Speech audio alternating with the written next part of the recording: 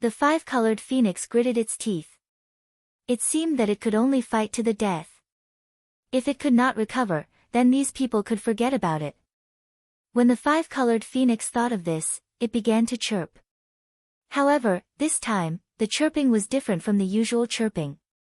The chirping contained spiritual energy. Yun Chujiu could almost see circles of ripples attacking Cheong Chi and the others. What the hell was this?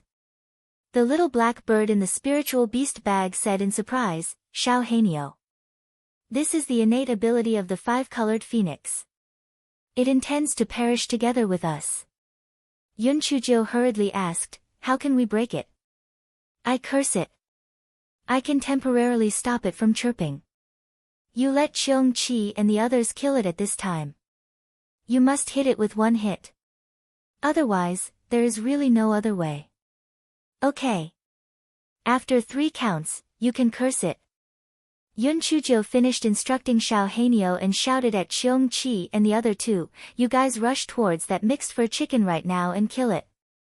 Cheong Chi and the other two looked baffled. Could this black-hearted person send them to their deaths? Even so, the 3 of them still rushed towards the five-colored phoenix at the same time. The five-colored phoenix's eyes revealed a disdainful look. What a bunch of idiots. Its phoenix cry 9 heavens was about to reach its maximum attack value, but they actually rushed over without any regard for their lives. They were really courting death.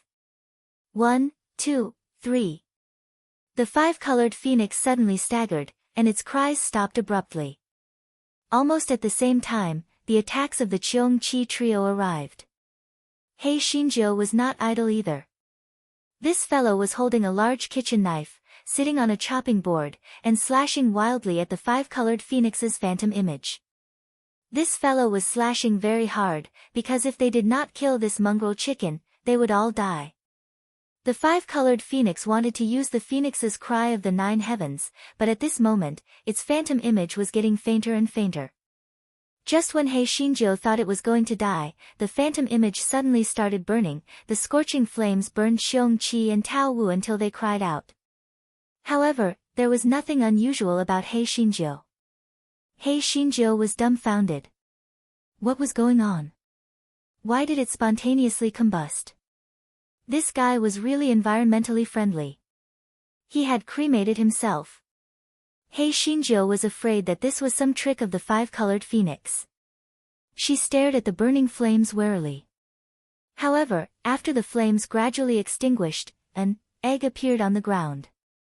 Hei Xinjiu was dumbfounded. There was such a trick. Why did an egg appear? Xiao Hanyo said pretentiously, Master, you don't know this.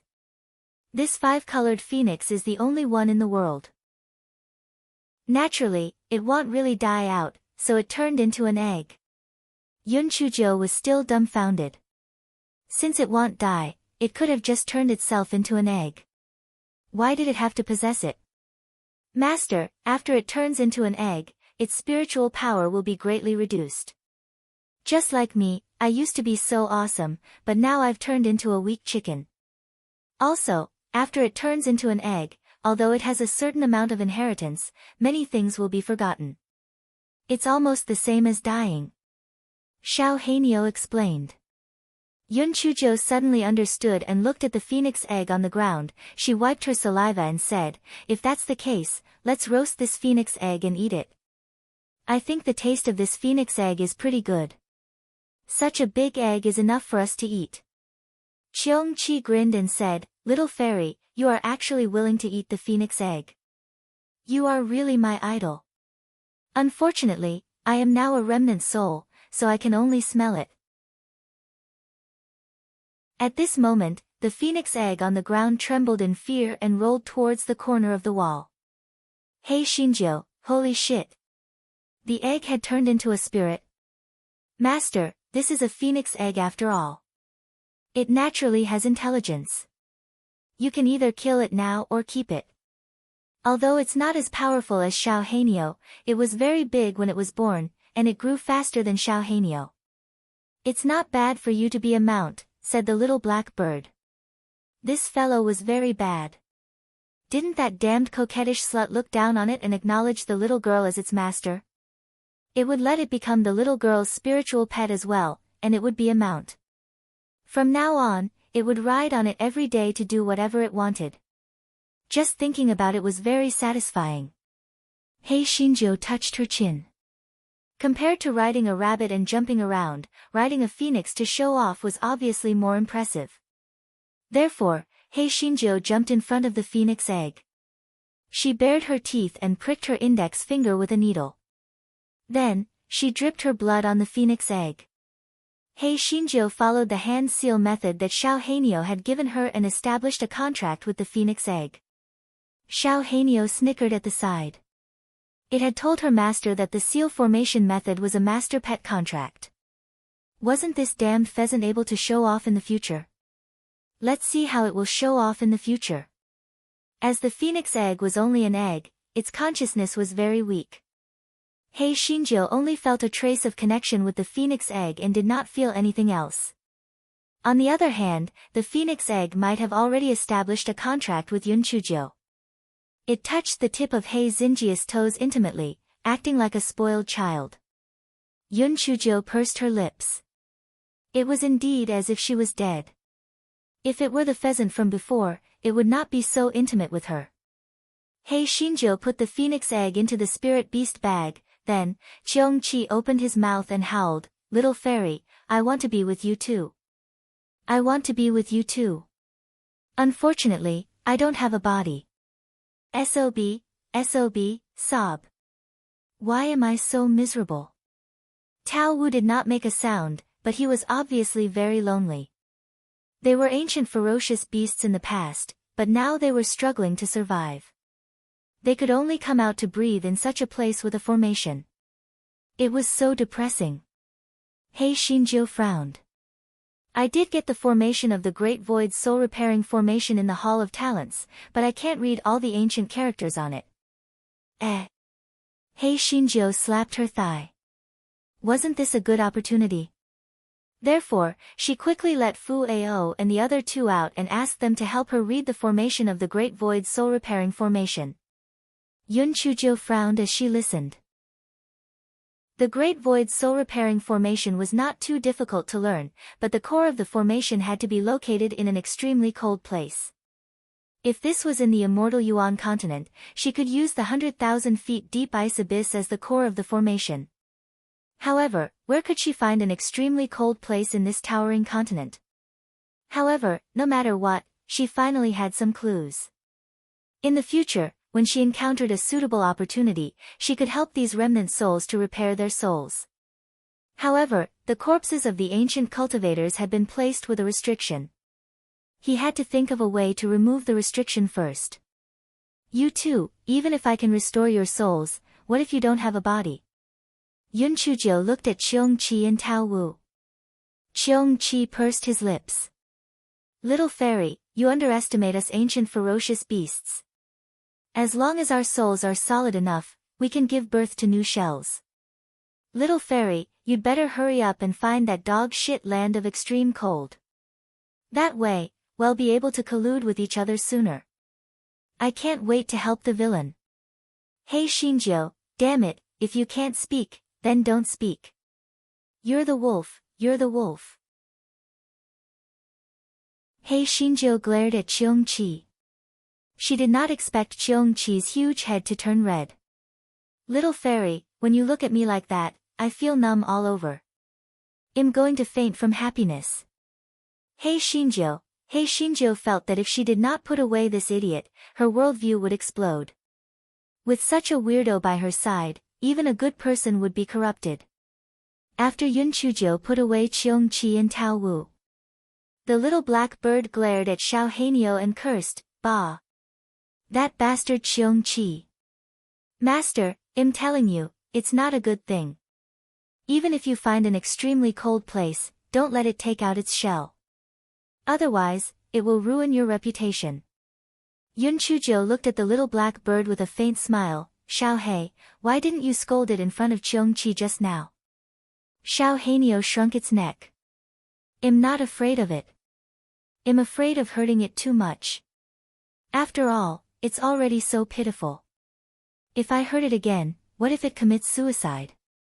Yun Chuzhou was too lazy to expose it. She looked at the 10,000-year-old mysterious chains with shining eyes, ran over, and pulled with all her strength. She did not expect that the 5-colored phoenix was dead, so He Xinjiu used too much strength and fell on her butt. Ignoring the pain in his butt, he pulled the other 5 10,000-year-old black iron chains out. Then, it was a tragedy. The entire stone hall shook violently. The place was about to collapse. He Xinjiu then remembered that the teleportation array was on the stone platform, but she forgot to ask how to open the teleportation array. Would she be crushed to death under it? Just as He Xinjiu was regretting her decision, Xiao Hanyo said, "Master, you hold the phoenix egg. I don't believe that the phoenix egg doesn't know how to get out." He Xinjiu's eyes lit up. She quickly carried the huge phoenix egg onto the stone platform. The phoenix egg shimmered. When He Xinjiu regained her sight, she found herself standing in front of the state preceptor and the others, holding the huge phoenix egg in her hand. Fuck. It was all because of that stupid Xiao Hanyo. This was bad. How was she going to explain this phoenix egg? If these people knew that this was a phoenix egg, wouldn't she become Monk Tang's flesh? It was over. It was over. This time, she was really screwed by that idiot Xiao Hanyo. Xiao Hanyo was holding his breath, this master of He Xinao. If it hadn't come up with a good idea, she would have been crushed to death. Now, she was blaming it, this was infuriating. He Xinjiu subconsciously put the phoenix egg into the spirit beast pouch. She thought to herself, if these people wanted to ask, she would deny it to death. She would just say that their eyes were playing tricks on them.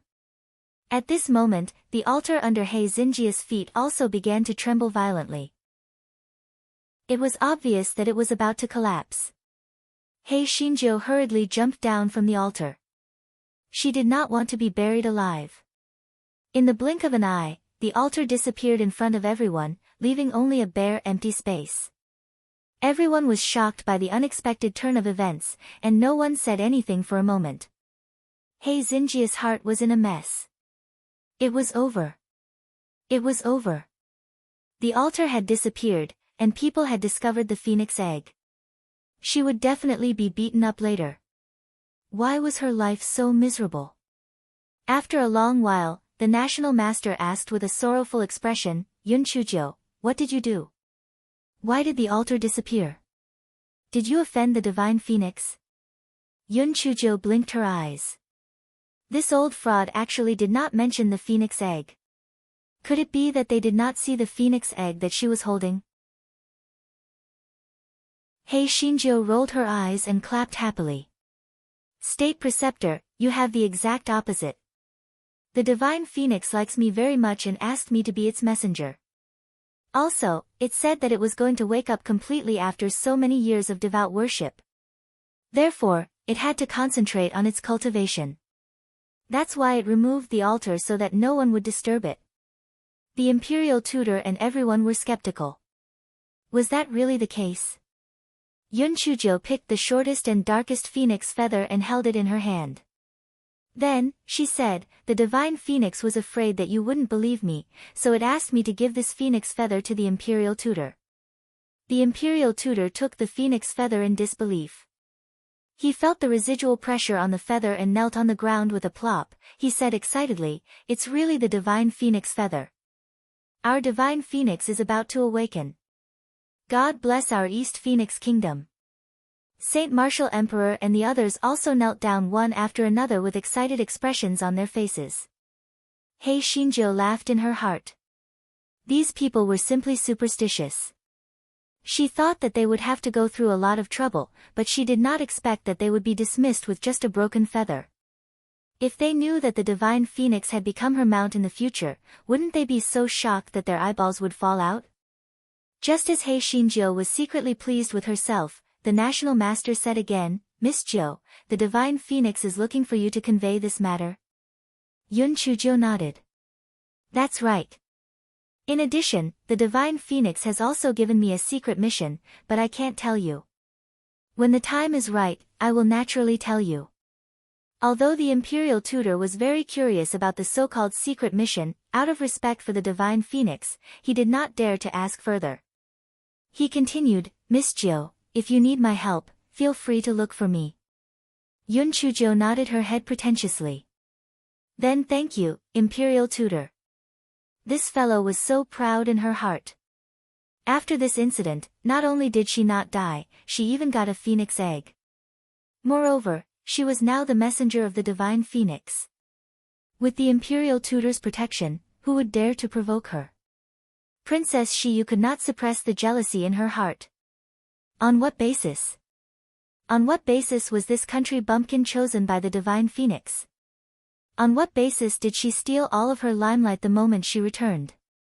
Not only did her grandfather and grandmother dote on her, even the imperial tutor was biased towards her. She should not have lived in this world. She deserved to die. At this moment, the sky turned dark again. Everyone was shocked. Although it was almost evening, it should not have turned dark so soon, right? Hey Xinjia's heart sank. What the fuck? Could it be that old bastard Tian Dao had sent Wu Yun to strike her again because she had contracted the five-colored phoenix? Previously, she had managed to trick that Wu Yun with great difficulty. If it was still that Wu Yun now, wouldn't she be furious from embarrassment? What should she do? She couldn't possibly be struck by lightning in public, right?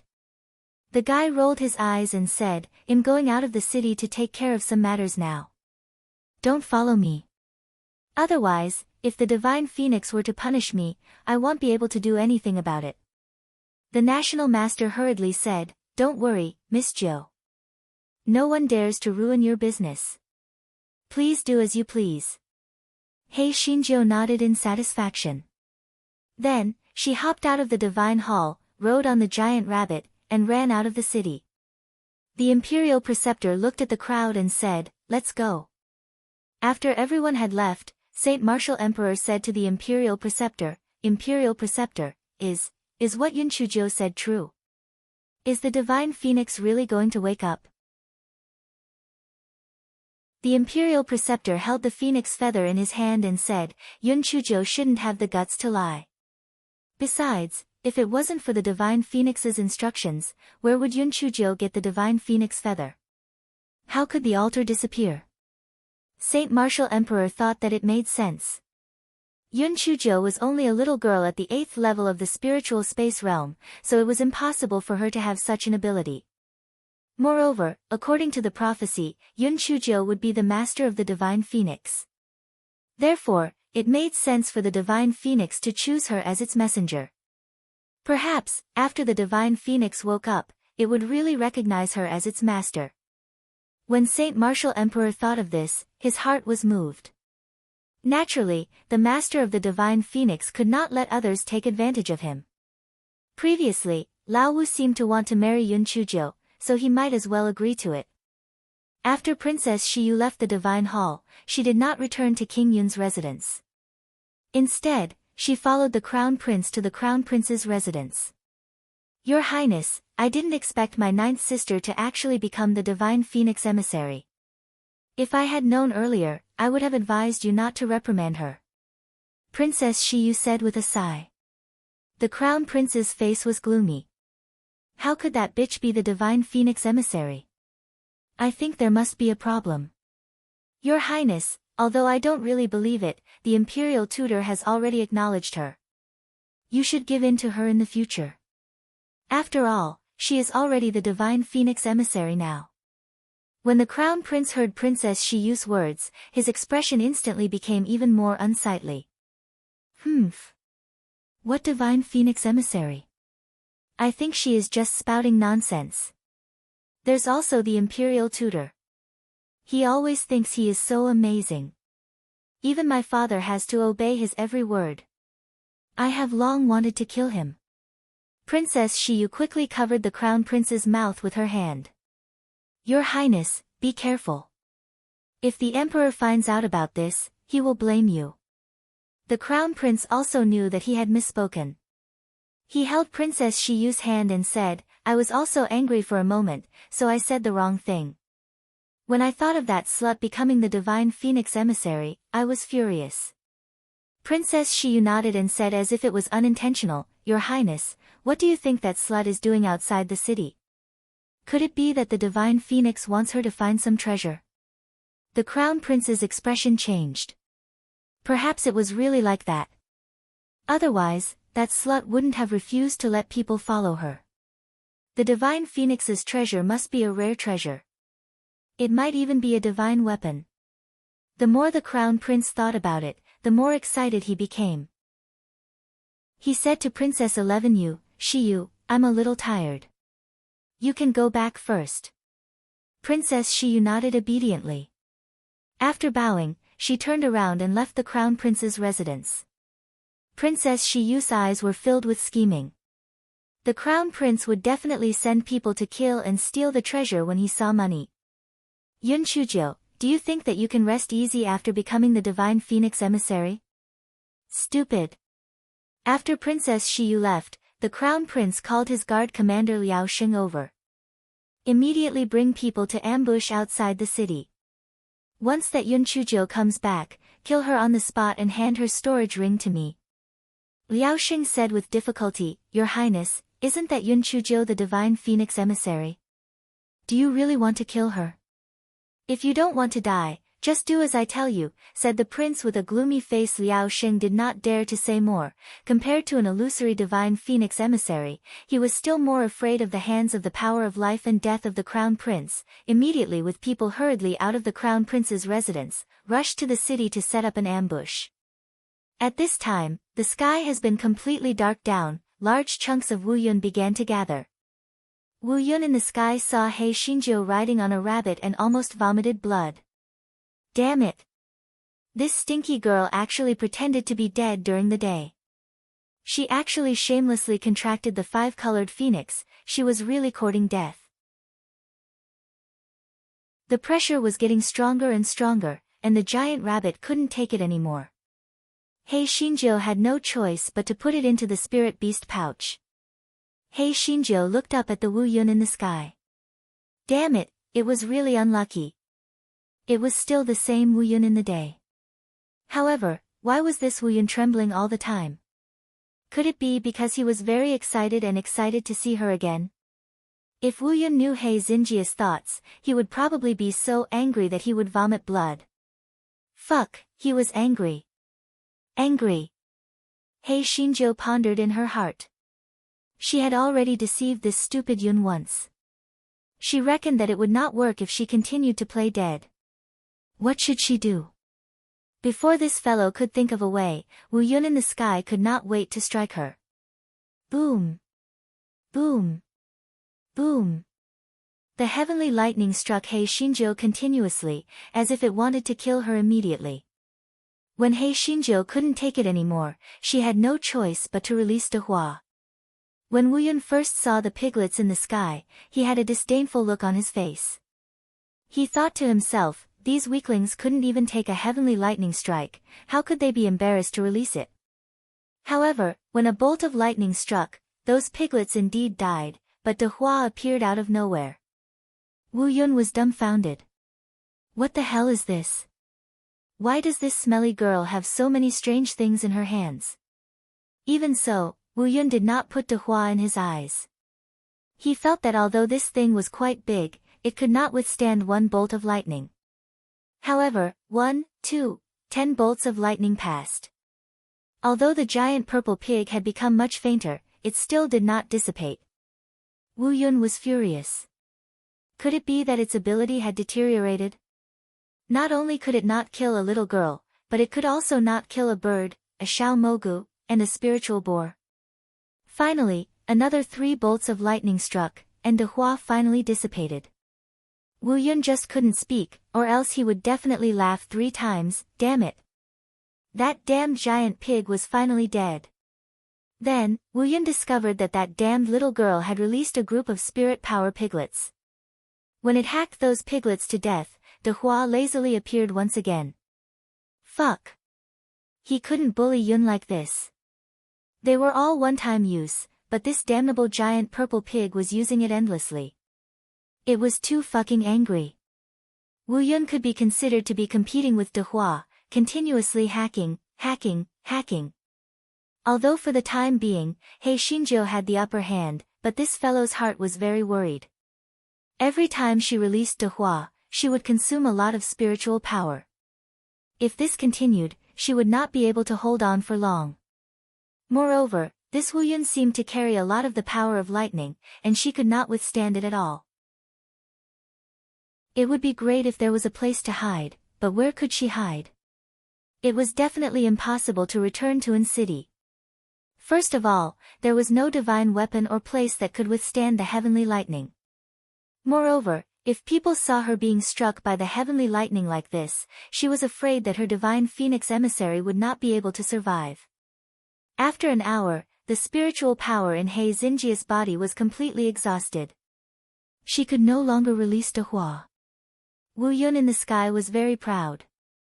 Damn girl, you're so cocky. If you have the ability, then release the pig again. One comes and one dies. At this moment, Wu Yun in the sky saw the little girl call out a Windblade rabbit from the spiritual beast bag. A level 1 Windblade rabbit. Is her brain not working? She had the nerve to take out a level 1 demonic beast. Wu Yun's face was filled with disdain as he struck a bolt of lightning at the rabbit. As expected, he saw the rabbit being hacked into ashes. Wu Yun trembled with pride. Such a weak thing could be hacked to death even with its eyes closed. Just as Wu Yun was showing off, he saw a strange-looking phantom rising from the ground. Its 4 vertical pupils looked as if it had nothing to live for. What the hell was this thing? Meng Yanshou saw the shell that had turned into ashes and once again deeply doubted whether his decision back then was correct. He originally thought that he would be enjoying life with this black-hearted little girl. But in reality, he had helped her get struck by lightning countless times. This was simply too much. Wu Yun came back to his senses and shot a bolt of lightning at Meng Yanshou. Meng Yanshou was currently in an extremely bad mood and immediately used Wu Yun as a target to vent his anger. Are you fucking blind? Why did you chop my shell? Shameless thing. If you chop me again, I'll scold you for 8 generations. I've read so many books, but I've never seen anything more despicable than you. Did the little fairy provoke you? Isn't it enough to just chop a few times? You're not going to stop, are you? Shameless. Wu Yun in the sky was dumbfounded by the scolding. He had never been scolded like this before. This damned ugly freak was even more detestable than that wretched girl. Today, he had to chop it to death. Rumble. Rumble. Rumble. Wu Yun finally mustered all his strength this time and hacked wildly at Meng Yanshou. Meng Yanshou cried out in pain, "Ayo, my head. Aiyo, my butt. Aiyo, my soles." Yun Chujiu was upset and could not think of a solution. With its cry, it made her even more upset. She shouted, "Curly hair, shut up." Meng Yanshou covered its mouth with its claws. It was holding its anger in. I was struck by lightning for you, and you still yelled at me. There was no way to reason with you. If it wasn't for the sake of the script, I would definitely let you scold me. There seemed to be something wrong. It seemed to be the other way around. An hour later, Meng Yanshou couldn't take it anymore. It bared its teeth and was put into the spirit beast bag. Xiao Hanyo and Xiao Mogu had already reached their limits during the day. He Xinjiu had no choice but to personally go up and take the lightning strike. This fellow was depressed. This damned heavenly lightning. It would not come when it wanted to strike, but once it came, it would strike her to death. It was simply too damaging. As time passed, Yun Chujiu felt as if the meridians in her body were about to explode. She gritted her teeth. If she still could not think of a way, she was afraid that she would die. Wu Yun in the sky was very proud. Stupid girl, there was no one in this towering sky continent who could not be struck to death by heavenly lightning. You are dead for sure today. Yun Chujo felt that her entire body was about to explode. She had no choice but to jump out of the deep pit and run forward. Although she could not avoid being struck by lightning, she could at least have some time to catch her breath. Therefore, Hei Xinjiu ran in front, followed by a string of purple lightning strikes. Fortunately, no one would come out in such a strange weather. Otherwise, they would be stunned when they saw the situation in front of them. Hei Xinjiu ran aimlessly. Although she tried her best to think of a way, she still couldn't think of any good ideas. Moreover, her running speed was getting slower and slower. Could it be that she could only wait to be struck to death? Finally, Hei Xinjiu couldn't run anymore. She sat on the ground and looked up. She couldn't help but be stunned. She actually ran to the Divine Phoenix Valley. Clouds and mist filled the valley entrance of the Divine Phoenix Valley. Hei Xinjia's heart skipped a beat. Back when she was in the Divine Phoenix Valley, she was not struck by lightning. Perhaps the Divine Phoenix Valley was isolated from heavenly lightning. She hurriedly took the phoenix egg out and said fiercely, "Quickly think of a way to let me in. Otherwise, when you break through the shell, I'll call you little slut." The phoenix egg trembled for a moment. The shell of the egg shimmered, and the fog at the entrance of the Divine Phoenix Valley suddenly disappeared, revealing the entrance of the Divine Phoenix Valley. Hei Xinjiu rushed in with the phoenix egg in her arms. Seeing that heavenly thunder did not chase after her, she sat down on the ground. Damn! That was close. That was close. Thanks to this precious egg, or else I would have been dead. Hei Xinjiu was happy. The dark clouds in the sky were emitting white smoke. She wanted to continue attacking Hei Xinjiu, but she could not enter the Divine Phoenix Valley. She could only watch as Hei Xinjiu jumped in. Stupid girl. I don't believe that you won't come out. I will definitely kill you today. Hei Xinjiu sat cross-legged on the ground and began to comb through the violent lightning energy in her body. During the day, she had already broken through to the first level of the illusionary realm. Before she could consolidate her spiritual power, she was struck again, and the spiritual power in her dantian increased greatly. If it were an ordinary person, they might have gone mad. Fortunately, Hei Xinjiu had been tormented by Guai Chao before, so she did not have any inner demons, so she was safe. Yun Chujo spent a full 4 hours to comb through the power of lightning in her body. Since she had just broken through, she planned to break through again after a period of time, so that she could comb through the power of lightning in her dantian more concretely. When the time was right, she would break through again. Hei Xinjiu glanced at the phoenix egg on the side and then remembered an important problem. It seemed that no one else could see the phoenix egg. Otherwise, there would have been demonic beasts coming. Xiao Hanio pouted and said, "What's so strange about that? The phoenix egg only reveals its aura when it's about to hatch. If it didn't have some life-saving means, it would have been eaten before it hatched." Yun Chujo thought about it and it was true. When Xiao Hanio hatched, it attracted a lot of people's attention.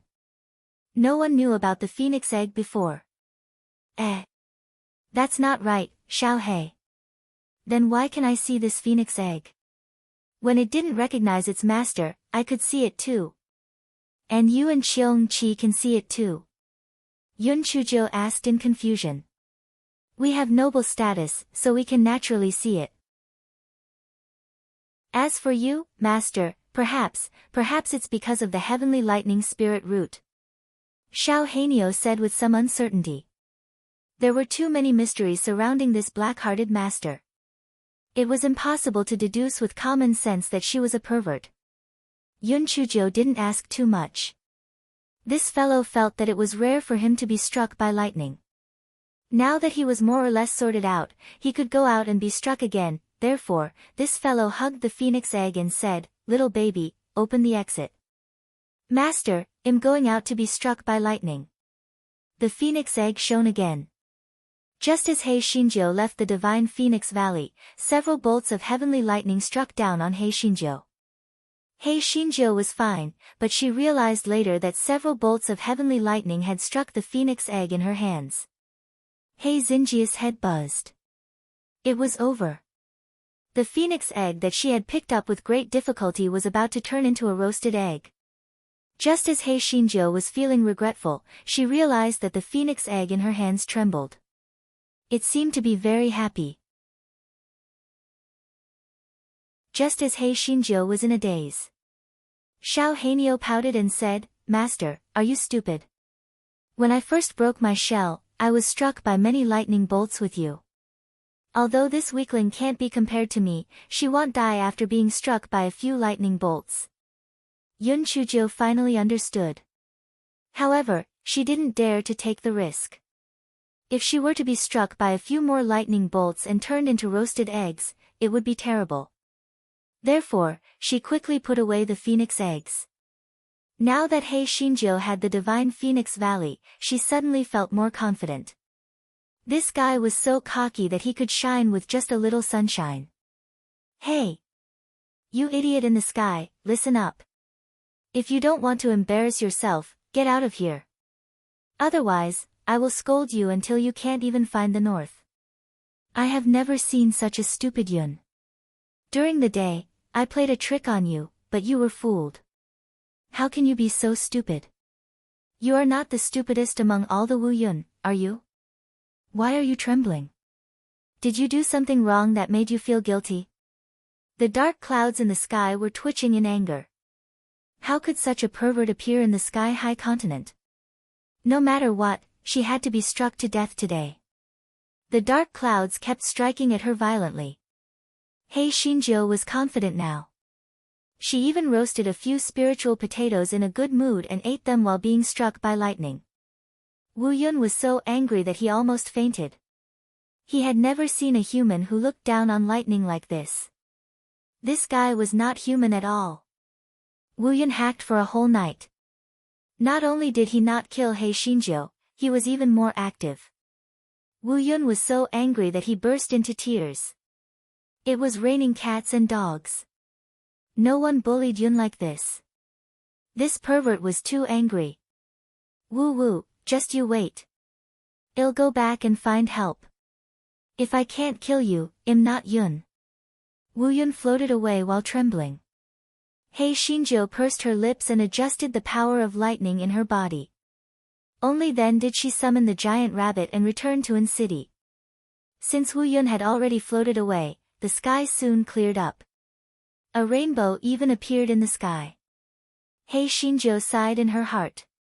In the past, she had heard that after the storm, there would be a rainbow, but she did not feel anything. Now that she looked at the rainbow, she felt a sense of happiness as if she had just escaped death. Yun Chujia's body suddenly flashed with a dazzling light. She had actually broken through because of an epiphany. He Xinjiu, one she clearly wanted to break through slowly. She had clearly suppressed her spiritual energy, but she had broken through to the third level of the illusionary realm just like that. Was it really good? He Xinjiu thought for a moment. It was good to increase the level of her spiritual power. This would also prove her mysterious identity as the emissary of the divine phoenix.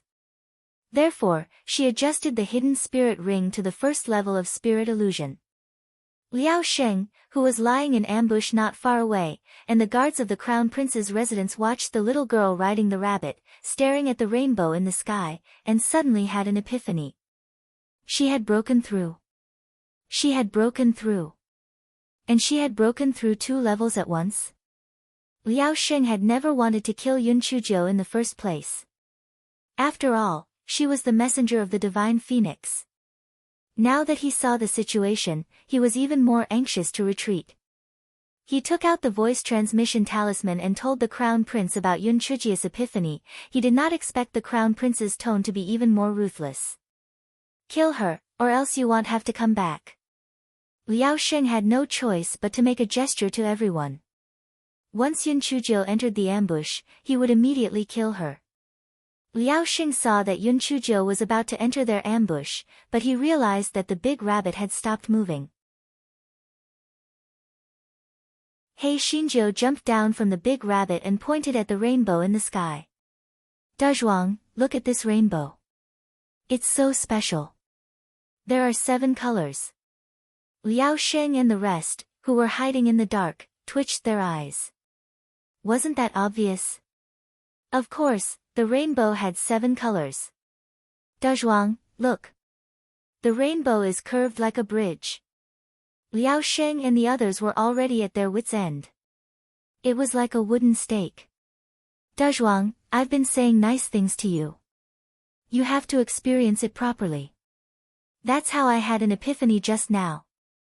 Be more serious. Liao Sheng and the others were shocked. Ah, so she was giving her spiritual pet an epiphany? So she was staring at the rainbow in the sky.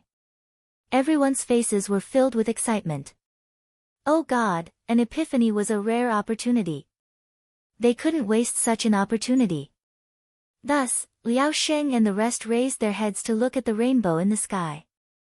TSK, not to mention, they had never looked at it in detail before. From this point of view, the rainbow was quite beautiful. However, although it was quite beautiful, there was nothing special about it.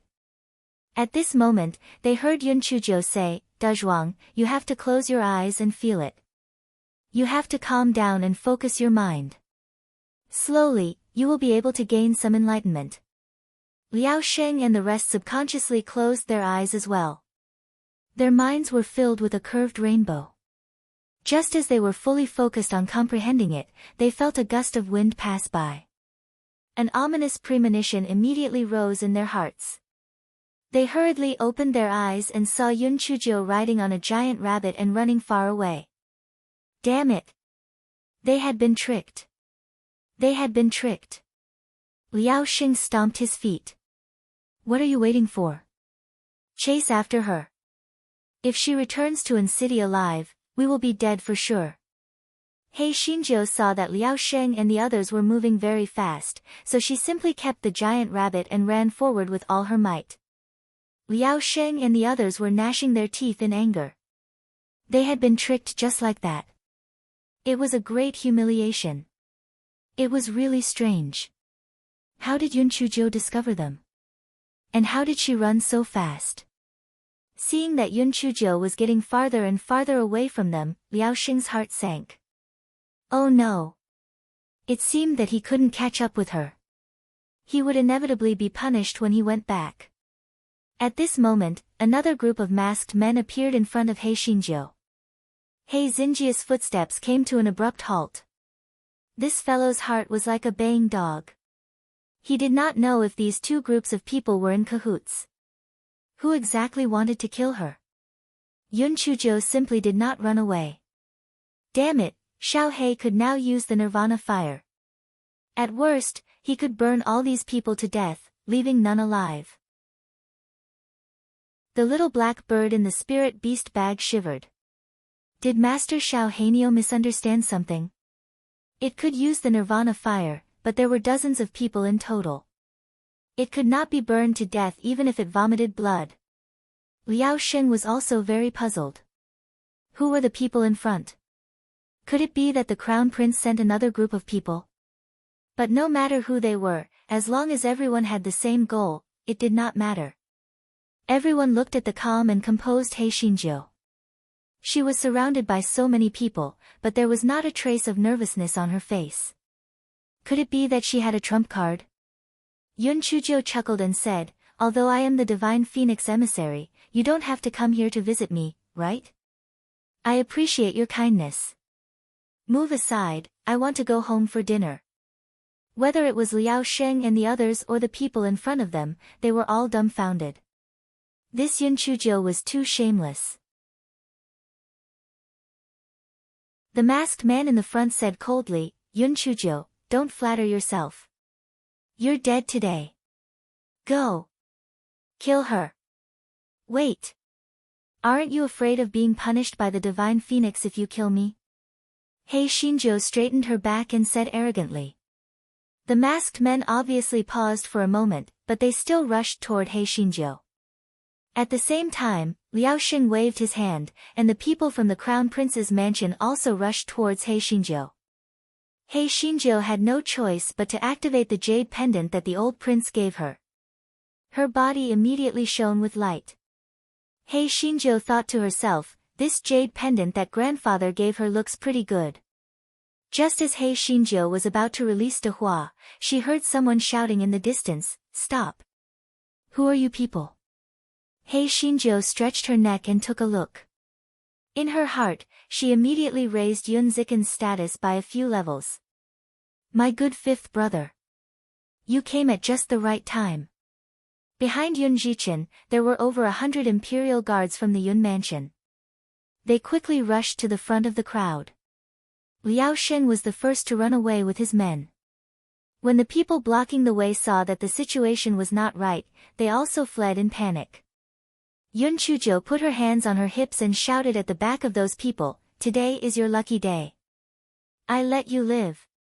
If my fifth brother didn't come, I would have killed you. Yun Ziqin, little Jiu, can we not pretend like this? If he didn't come, I'm afraid the one who would die wouldn't be them, but you, right?" Hei Xinjiu turned around and said with a smile, "Fifth brother, why are you here?" "Grandfather was worried about you, so he asked me to bring some people here to take a look." Yun Chuzhou thought that the old man had a conscience and a brain. If she sent Yun Jifeng here, he would probably join the two groups to kill her. "Fifth brother, let's go home." Hei Xinjiu rode on the giant rabbit and said with a smile. Yun Chuzhou didn't ask Yun Ziqin to send people to chase after those people. They wouldn't be able to catch up to her. Those people were the only ones who wanted her life. There was no need to investigate. Yun Ziqin nodded, and then said in surprise, "Little Jiu, you broke through. And you broke through 2 levels." Yun Chuzhou said with a very calm expression, "Yes, I didn't want to break through either, but I stared at the rainbow in the sky and had an epiphany. Don't you think it's infuriating? Yun Ziqin, can't you just stop pretending?" However, this 9th sister was really lucky. Not only did she get the favor of the divine phoenix, but she also had the opportunity to have an epiphany. It was indeed quite infuriating. Speaking of which, staring at the rainbow was enough to have an epiphany. Why don't he give it a try? Yun Ziqin rode on his wildebeest and stared at the rainbow in the sky. His eyes were sore, but he didn't have any reaction. It seemed that not everyone could have this opportunity. Everyone entered the city and soon arrived at the imperial residence of King Yun. As soon as they reached the door, Yun Chuzhou felt that something was not right. Why were there so many people gathered outside the imperial residence of King Yun? What was going on? When the onlookers saw Yun Chuzhou, they fawningly said, "Congratulations, 9th young miss. Congratulations, 9th young miss. The emperor has bestowed you with a marriage to the 5th prince. This is really a joyous occasion." 2 words flashed through Yun Chuzhou's mind, fuck. Did that old man, Martial Emperor Xinggu, have nothing better to do? He actually gave her a marriage. Give your grandmother my foot. Hei Xinjiu entered the Yun mansion with a dumbfounded look. Ji Mama came up to her and said, "9th miss, the old princess asked you to go to the living room." "Well, the 5th prince is here too." When Yun Chuzhou heard what Ji Mama said, she immediately understood why Emperor Xinggu had given her the marriage. It was most likely the 5th prince's doing. Yun Chuzhou had just entered the living room when she received many envious and jealous gazes. The old princess consort was really happy for her. She smiled and said, "Little Jiu, you came back just in time. The emperor has just issued an edict to give you and the 5th prince the marriage. The wedding date will be set 3 months later on the 16th of October." The 5th prince looked at Yun Chuzhou with a smile. He felt that although Yun Chuzhou had previously rejected him in every possible way, now that the imperial edict had been issued, there was no room for her to reject him. Yun Chuzhou sighed slightly.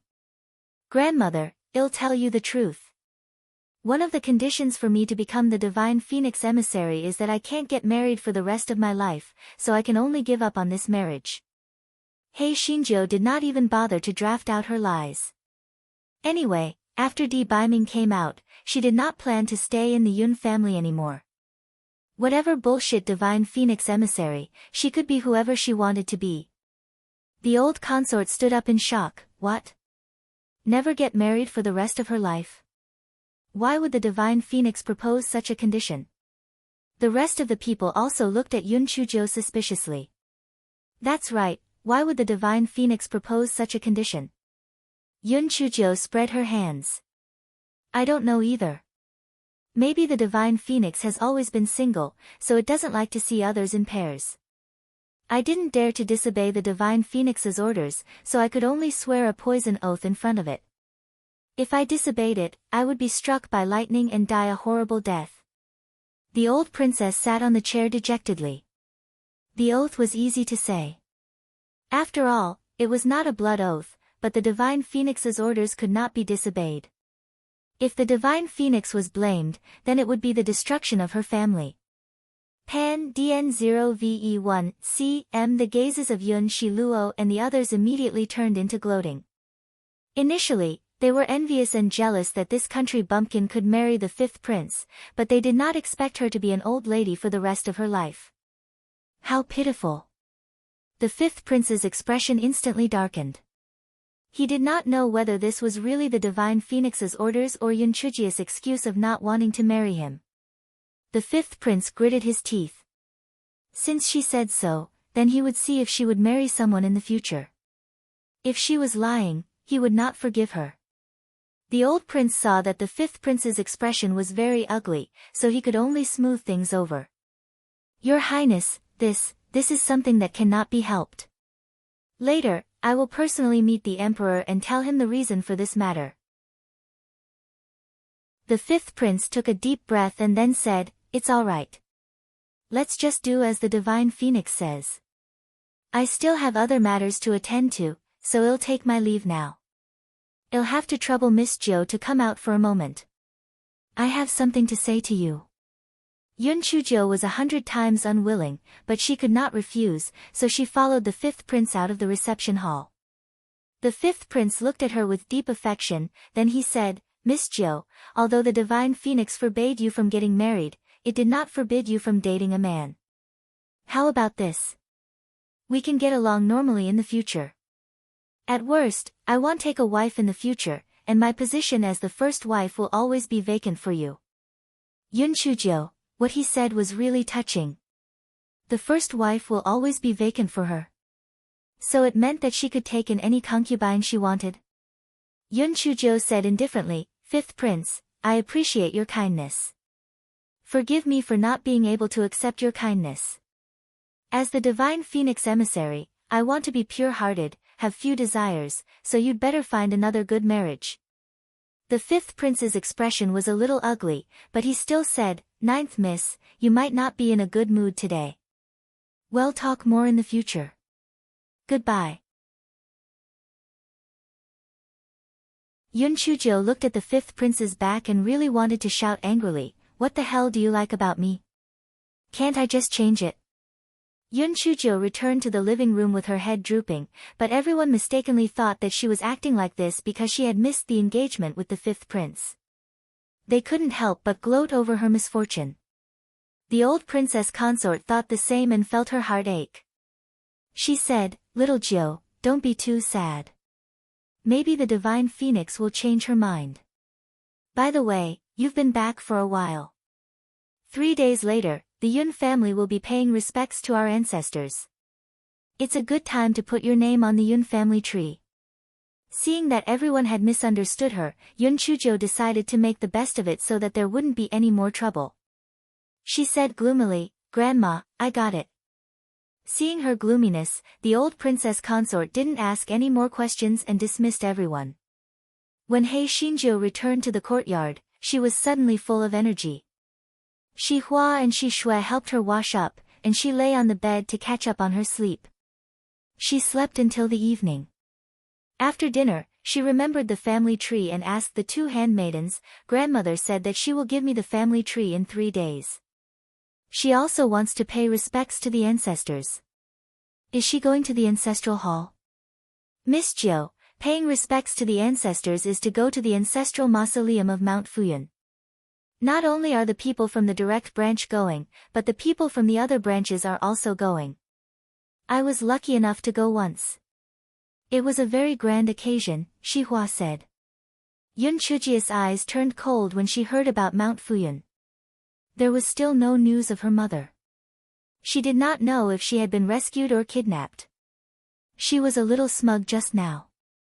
She was really dizzy. She knew nothing about her mother. Yun Fengjian and Zheng Shi wanted to kill her. The crown prince also wanted her life. The fifth prince kept pestering her. What right did she have to be smug? Thinking of this, Yun Chuzhou turned around and went back to her room to meditate and cultivate. 3 days later, all the members of the Yun family wore plain clothes and rushed to the Yun family's ancestral mausoleum on Mount Fanyun. Yun Chujia's state of mind this time was completely different from the last time she came. The last time was when she was excited and nervous to see her mother, but this time, she was full of anger and hatred toward Yun Fengjian and Zheng Shi. The Yun family passed through the dense forest and arrived near the Yun family's ancestral mausoleum. Some elders in the family clan began to host the ancestral worship ceremony. He Xinjiu was like a puppet as she followed the crowd to worship. After the complicated ceremony that was finally over, He Xinjiu started the ceremony to register her family tree. He Xinjiu could not help but ridicule in her heart. Normally, the family tree should be in the ancestral hall. Why did the Yun family come to the ancestral mausoleum? It was really strange. Pan DN0VE1 CM. Even though she grumbled, He Xinjiu still cooperated and completed the ceremony. After the ceremony, the sky darkened, so the Yun family went to the manor not far from the ancestral mausoleum to rest. Only then did Yun Chuzhou know that there was another manor here. It lived in the side branch of the Yun family. On one hand, it guarded the mausoleum, and on the other hand, it cultivated a large area of land. Yun Chuzhou remembered that Zhang Mama had been sent to the manor. She did not know if it was this manor, so she asked Yun Shilian in a low voice, "Eighth sister, was Zhang Mama sent to this manor?"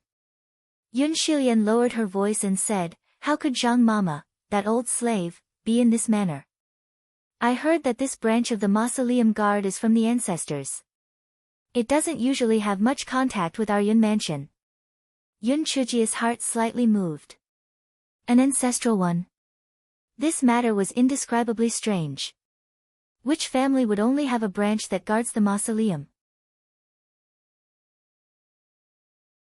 The manor was only a dozen miles away from the Yun family ancestral mausoleum. Everyone soon arrived at the manor. The men, women, and children in the manor were all very enthusiastic. Moreover, they didn't have any inferiority complex or fawning behavior just because of the high status of the Yun family. It made people feel very comfortable. A middle-aged man who was about the same age as Yun Fengjian first bowed and then said apologetically, "Patriarch, my father is in closed-door cultivation recently, so he didn't come to welcome everyone. I'm really sorry." The old duke said gently, "It's all right. We are only staying here for one night. There's no need to go to too much trouble." Yun Fengde, who was also the middle-aged man, exchanged a few more pleasantries and then arranged for everyone to rest in the guest house in the manor. Yun Chuzhou looked around and could see that this courtyard had been there before. It should be specially prepared for the Yun family members who were paying respects to their ancestors. Although the courtyard was not as luxurious as the Yun mansion, it was considered pretty good in a manor. The food at night was also very delicious. It was all spiritual rice and vegetables produced by the manor itself. He Xinjiu ate until her mouth was full of oil. She felt that it was not bad to stay in this manor for a while. Today happened to be the Mid-Autumn Festival, which was the 15th of July. The full moon hung in the sky and it was very quiet and peaceful. He Xinjiu and Yun Shilian were in the same room. The two of them talked for a while and then went to rest. After a long day, He Xinjiu quickly fell asleep in a daze. In the middle of the night, Yun Chuzhou suddenly sat up. Her eyes were empty and at a loss. She walked out of the room like a ghost. Her figure was as fast as a phantom, even though there were people patrolling the manor, but no one noticed that she had left the manor. Yun Chuzhou sped all the way and soon arrived at the Yun family's ancestral mausoleum. At this moment, the Yun family's ancestral mausoleum was under the moonlight. It was indescribably strange. Yun Chuzhou walked all the way to the middle of the ancestral mausoleum. Suddenly, she felt a pain in her dantian. Yun Chuzhi's eyes became clear. When she saw the situation in front of her, she almost cried out in shock. She remembered that she had been sleeping on the bed. How did she end up in the ancestral mausoleum? She did not have a hobby of digging, burying, digging, and burying. Moreover, even if she dug, she could not dig her own house. When she remembered that today was the 15th of July, she suddenly felt her hair stand on end. She did not know whether it was psychological or not, but He Xinjiu only felt a gust of cold wind. This guy put his hands together and bowed. Ancestors, as the saying goes, a rabbit does not eat grass near its nest, but a tiger does not eat its child. I am your biological descendant. You can't cook beans and smoke them, and the beans cry in the pot, He Xinjiu muttered as she ran towards the manor. Damn it, even if she thought with her toes, this matter was not right. Only a fool would stay here and not leave. When He Xinjiu arrived at the manor, she was immediately discovered by the patrolling Zhuang Ding and the imperial guards of King Yun's mansion. Everyone was very puzzled. How did this ninth miss come in from outside the manor? Yun Chuzhou said a few words vaguely. Those people thought that this ninth miss was the divine phoenix emissary, so it was normal for her to appear and disappear like a ghost, so they did not ask further. Yun Chuzhou returned to her room. The more she thought about it, the more strange she felt. She would never come to this lousy place again. This fellow did not sleep well the whole night. He was afraid that he would go to the ancestral mausoleum for another day, so he kept staring at it until dawn. Pan DN0VE1 CM. The next day, after breakfast, everyone left the village. Yun Chuzhou did not know if it was an illusion, but she kept feeling that the way Yun Fengde looked at her was not quite the same as the day before. However, she could not tell what kind of gaze it was. Yun Chuzhou felt that the Yun family's ancestral tomb was even more strange. She wished that she would never come here again. After Yun Chuzhou returned to the Yun mansion, other than going to the old prince and the old princess place to build a good impression of her, she would cultivate in her room obediently. Unexpectedly, the fifth prince would come to court her every 2 or 3 days. Yun Chuzhou was simply annoyed. It just so happened that he was a prince. The Yun mansion could not stop him from entering. Yun Chuzhou had no choice but to announce that she was going into closed-door cultivation and would not see any guests. Only then did the fifth prince calm down a little. However, he still sent over many things from time to time. In an instant, the entire East Phoenix country knew that the fifth prince had a special liking for Yun Chuzhou. He Xinjiu instantly became the object of envy and hatred for many women. Everyone sighed with emotion. Even though the fifth prince knew that Yun Chuzhou could not get married, he still treated her so well. What was the reason? It was because of love. Such a loving man was simply hard to find in this world. After Yun Chuzhou heard the rumors from Xihua, she could not help but scoff. A loving man. The fifth prince only coveted her identity as the divine phoenix emissary and the Yun family army. Thinking of the Yun family army, Yun Chuzhou then remembered that the Su Yan arranged for Yun Fengjian was about to succeed. Once she obtained the tiger talisman, her grandfather would ask the imperial edict to remove Yun Fengjian's title as the king of Yun. At that time, she would at least be temporarily safe in the king of Yun's mansion. However, before that, she should let Yun Jifeng cause some trouble. Otherwise, it would not be good if the Saint Martial Emperor allowed him to inherit the king of Yun. Yun Chuzhou asked Yun Jichen to tell her thoughts, and Yun Jichen naturally agreed without hesitation. Only when Yun Jifeng was stripped of his title as the crown prince would he have a chance to become the crown prince, or even the king of Yun. Within a few days, Yun Jifeng had made a fool of himself because he was competing with someone for the top position of a furnace, a cauldron, and a pavilion. Yun Fengjian was so angry that he gave him a good beating. Just as Yun Chuzhou was feeling proud that everything was going according to her plan, something big happened in the East Phoenix country. Martial Emperor Shenggu had died suddenly. Soon after, the news spread that the fifth prince was the murderer. Then, the news that the crown prince had killed the fifth prince and ascended to the throne was announced. He was given the title of Martial Emperor 1. It happened so suddenly that He Xinjiu did not have time to react. By the time she did, there was no turning back. After Martial Emperor Wen ascended to the throne, he immediately issued a decree to confer Princess Shiyu the title of Empress and to marry her in half a month. Yun Chuzhou immediately felt the seriousness of the situation. Leng Tianche became the emperor, and Princess Shiyu became the empress. The Zheng Shi and Yun Fengjian would be even more powerful, not to mention that the civil and martial emperor hated her to the bone. If it weren't for the divine phoenix emissary as a protective talisman, the civil and martial emperor would have issued a decree to kill her long ago. Yun Chuzhou was puzzled. What exactly happened? She naturally did not believe that the fifth prince would commit patricide.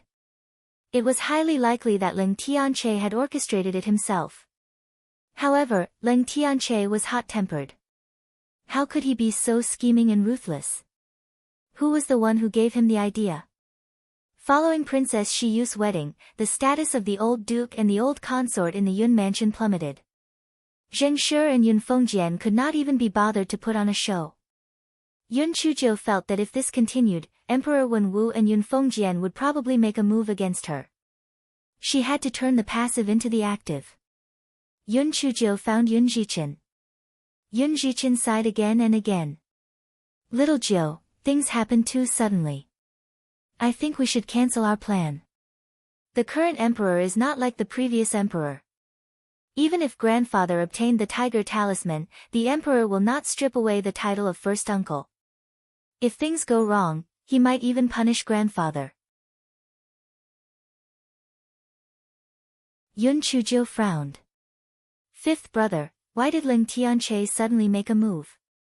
Logically speaking, he doesn't have such courage and ruthlessness. Yun Zhichen shook his head. I'm also very puzzled. Previously, our progress was very smooth, but almost overnight, the matter was completely overturned. Sigh, time and fate, little Jiu, you should seek your own fortune. Yun Chuzhou could not help but laugh coldly. Fifth brother, do you think that I'm the only one who wants to seek my own fortune? Third aunt has always been on bad terms with the Zheng Shi. Once the civil and martial emperor has a firm foothold, not to mention the three of you, even the Prince Ping's estate would probably not be able to escape. The expression on Yun Zichen's face changed from helplessness to shock and panic. He did not doubt the possibility that Yun Chuzhou had mentioned. The new emperor had to find a target to establish his power. Prince Ping's residence was undoubtedly a good choice. It was famous and did not have the protection of the Yun family army. It was perfect for establishing his power. Yun Zichen's body was immediately drenched in cold sweat. He had originally thought that he would be able to keep his life if he kept quiet. Now it seemed that he was too naive. Yun Chuzhou didn't say anything all this while. She just chewed on the spirit fruit in her hand. Yun Zhichen gritted his teeth. Little Jiu, what do you want to do? Naturally, I want to replace you. I'll help you take the throne. Don't worry, I'm not interested in the throne. I'm helping myself by helping you. I just want to live freely. I hate the feeling of powerlessness when I'm restricted by others. Yun Zhichen laughed bitterly. Little Jiu, let's not talk about whether the throne is the throne or not. We're completely in a passive position now. How can we replace him? Yun Chuzhou curled the corners of her lips and whispered a few words to Yun Zhichen. The expression on Yun Zichen's face gradually changed from suspicion to shock. Little Jiu, although the method you mentioned sounds good, don't forget that there's another person who might ruin our plan. Are you talking about the imperial tutor? Since he had not expressed his opinion on such a big matter like Martial Emperor Shengwu's death, it was clear that he was not prepared to get involved in this muddy water. After all, he has the Li Hate Palace behind him. No one who becomes the emperor would dare to provoke him. Yun Chuzhou said with a faint smile. She only found out recently that no wonder the imperial tutor was so awesome. No wonder the emperor did not dare to do anything to him. It turned out that the imperial tutor was a member of the Li Hate Palace. Speaking of the Li Hen Palace, it was said that it was an extremely awesome force.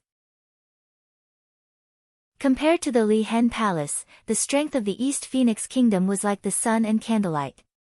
There was no comparison at all. Yun Chuzhou had a vague idea in her heart. The imperial tutor that the Li Hen Palace had sent to the 4 countries was like an imperial envoy. He was above all the nobles and could control the 4 countries at any time. Moreover, it was the kind of control that could be brainwashed. He was really powerful. Yun Zhiqin nodded. Little Jiu, since that's the case, let's move separately. Okay. After Yun Zhiqin left, Yun Chuzhou hopped into the old prince's study. The old prince had aged quite a bit recently. It was obvious that it was because of the recent changes. The old prince saw Yun Chuzhou and smiled.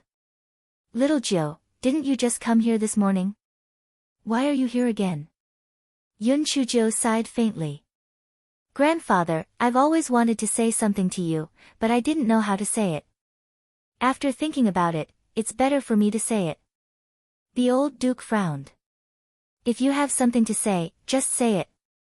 What do you want to say? Grandfather, our Yun family is going to be finished. Perhaps even our ancestral grave will be dug up. Yun Chuzhou said with a sorrowful expression. The old duke stood up immediately and his body could not help but tremble. You, what nonsense are you spouting? Yun Chuzhou touched her nose guiltily and quickly said, Grandfather, don't be so agitated. Let's talk after we sit down. Let's talk after we sit down. The old duke slapped the desk.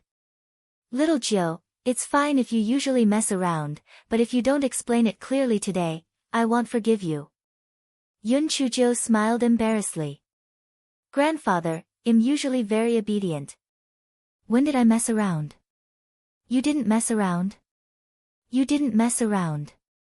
Who stole the mandarin fish in your grandmother's courtyard? You didn't mess around. The flowers in the backyard were all eaten by your rabbits? And, every time the old royal highness said this, He Xingjia's face stiffened. She laughed and said, Grandfather, let's not talk about this trivial matter. Let's get down to business. The old royal highness glared at her fiercely. Trivial matter? It was clearly something that happened in the past month. Who knew who this little Jiu's personality was following? She was too jumpy.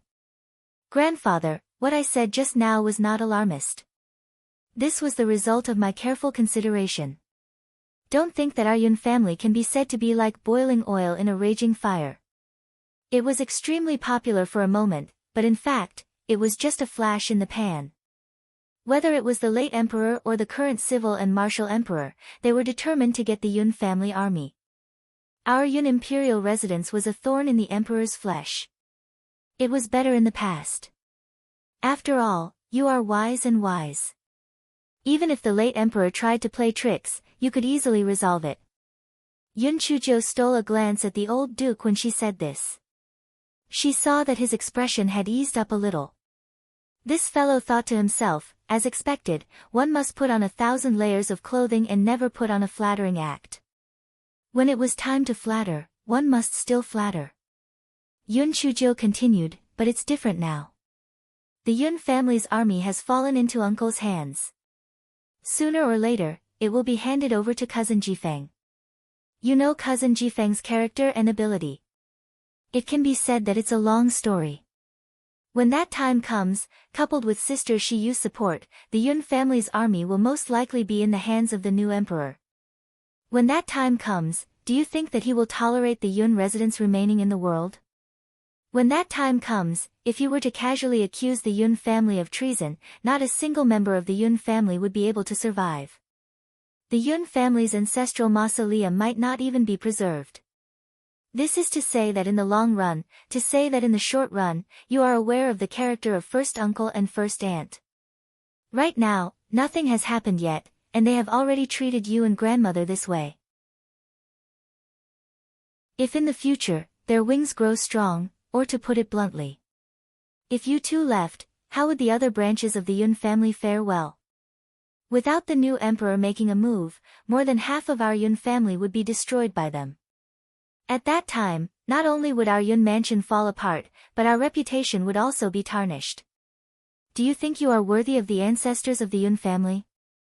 The old duke's expression became more and more unsightly. Finally, he slapped the desk. Impudent! What nonsense! Yun Chuzhou sighed. Grandfather, my words are indeed a little harsh, but please think carefully about whether what I said is right or not. There will always be trouble in the future. If you still don't do anything, our Yun family will really be finished. The old duke was so angry that he was twitching. You just said, finished, but you had to say, finished. You were definitely sincere. The old royal highness was angry, but he knew that Yun Chuzhou was right. He could not sleep these days, and the future of the Yun family was indeed bleak. Every time at this time, the old royal highness would think of Yun Fengjin, whose whereabouts were unknown. If Fengjin was still here, there would not be so much trouble. The old duke thought about it and sighed. If your father was still around, how would there be such a predicament? One Yun Chuzhou blinked her eyes. Grandfather, even though my father isn't around, don't I still have me? The old duke glared at her. What else can you do apart from causing trouble? Yun Chuzhou, she had clearly restrained herself a lot, all right? If it was according to her usual temperament, would the Yun mansion still be so quiet? Grandfather, I have a way to completely solve this predicament. Do you want to hear it? The old royal highness looked at Yun Chuzhou with a very untrusting gaze. Speak. Yun Chuzhou kissed her own plan and then looked at the old royal highness calmly. The old prince did not say anything for a long time. He had always thought that Yun Chuzhou was a silly and sweet person. After hearing what Yun Chuzhou just said, he was suddenly unable to react. This was not a silly and sweet little sheep. This was clearly a little fox, and it was the kind of nine-tailed little fox. The old prince was silent for a long time, and then said, "What do you think the chances of winning are?" Of course it's 100%. Either we don't do it, or we must succeed. Don't forget, I'm the messenger of the Divine Phoenix. The Divine Phoenix will look after us. Yun Chuzhou lied with her eyes wide open. The old prince didn't know that this guy's bad attributes, so he immediately believed it. He said in a deep voice, "Okay. If you can get the tiger talisman, then leave the rest to me. But, once the matter is done, you have to leave the lives of your uncle's family." Of course. Although they are not kind, I cannot be unrighteous. Unless they stubbornly resist, I will not kill them, Yun Chuzhou said with confidence. The old prince did not know that this guy was playing with words. He nodded with gratification. You are a very kind child. Since that's the case, you can make the arrangements. Yun Chuzhou turned around and left the study with a smile. Her eyes were cold. Yun Fengjian coveted her mother. Zheng Shi and Princess Shi Yu wanted to harm her and her mother's lives. Yun Jifeng was in cahoots with them. Was she going to let them celebrate the new year? If she killed them, so be it. When the time came, she could just find an excuse. As for whether the old prince and the old princess would be happy or not, it was not within her consideration. Before Yun Chuzhou reached her own courtyard, she heard the screams of Shi Hua and Shi Shui coming from inside the courtyard. Yun Chuzhou's heart sank. She quickened her pace and entered the courtyard. She saw Shi Hua and Shi Shui being pressed to the ground by someone and being punished with a cane. Nanny's son, who was beside Zheng Shi, said with a vicious face, "You two little bitches who are betraying the family. The consort asked you to go, but you dare not go. I think you are courting death." Yun Chuzhou jumped over and kicked Granny's son away. Then, she stared at the stunned servants with a cold gaze. Get lost. Although those servants were relying on Zheng Shi's power, they were still a little timid when they thought of Yun Chuzhou's identity as a divine phoenix messenger. Otherwise, they would not have taken advantage of Yun Chuzhou's absence to deal with Shi Hua and Shi Shui. Granny Sun got up, rubbed her waist, and left with her people with hatred. Yun Chuzhou looked at Shi Hua and Shi Shui, who were seriously injured, and her eyes were cold. Zheng Shi's actions were obviously to test her, and they would attack her very soon. She had to act quickly. 3 days later, Yun Jichen received Yun Fengjian's tiger talisman. Yun Chuzhou immediately brought the tiger talisman to the old duke. That night, the old duke brought He Xinjiu out of the Yun residence and headed straight for the city gate. Although Yun City had troops guarding the city, Yun Jichen had already arranged for them to arrive at the Yun family's army base. Although the old duke had given the tiger talisman to Yun Fengjian for a few years, most of the generals of the Yun family army were promoted by Yun Chujia's father, Yun Fengjin. Therefore, the old duke did not spend much effort to control the Yun family army. He Xinjiu had people kill all of Yun Fengjian's trusted aides. The old duke was really shocked by Yun Chujia's behavior. However, thinking that there was no benefit in being a woman, he let her be. The old duke led the Yun family army directly into Yun City and headed straight for the imperial palace. Just as he arrived at the entrance of the imperial palace, he met Yun Fengjian, who was leading the royal guards. Yun Fengjian received a letter from his trusted aide, and only then did he realize that his tiger talisman had been swapped. One could imagine the grievance in his heart. Yun Fengjian's face was gloomy as he said, "Father, what are you doing? Are you planning to rebel?" Yun Chuzhou sneered and said, "Uncle, I'm following the orders of the divine phoenix."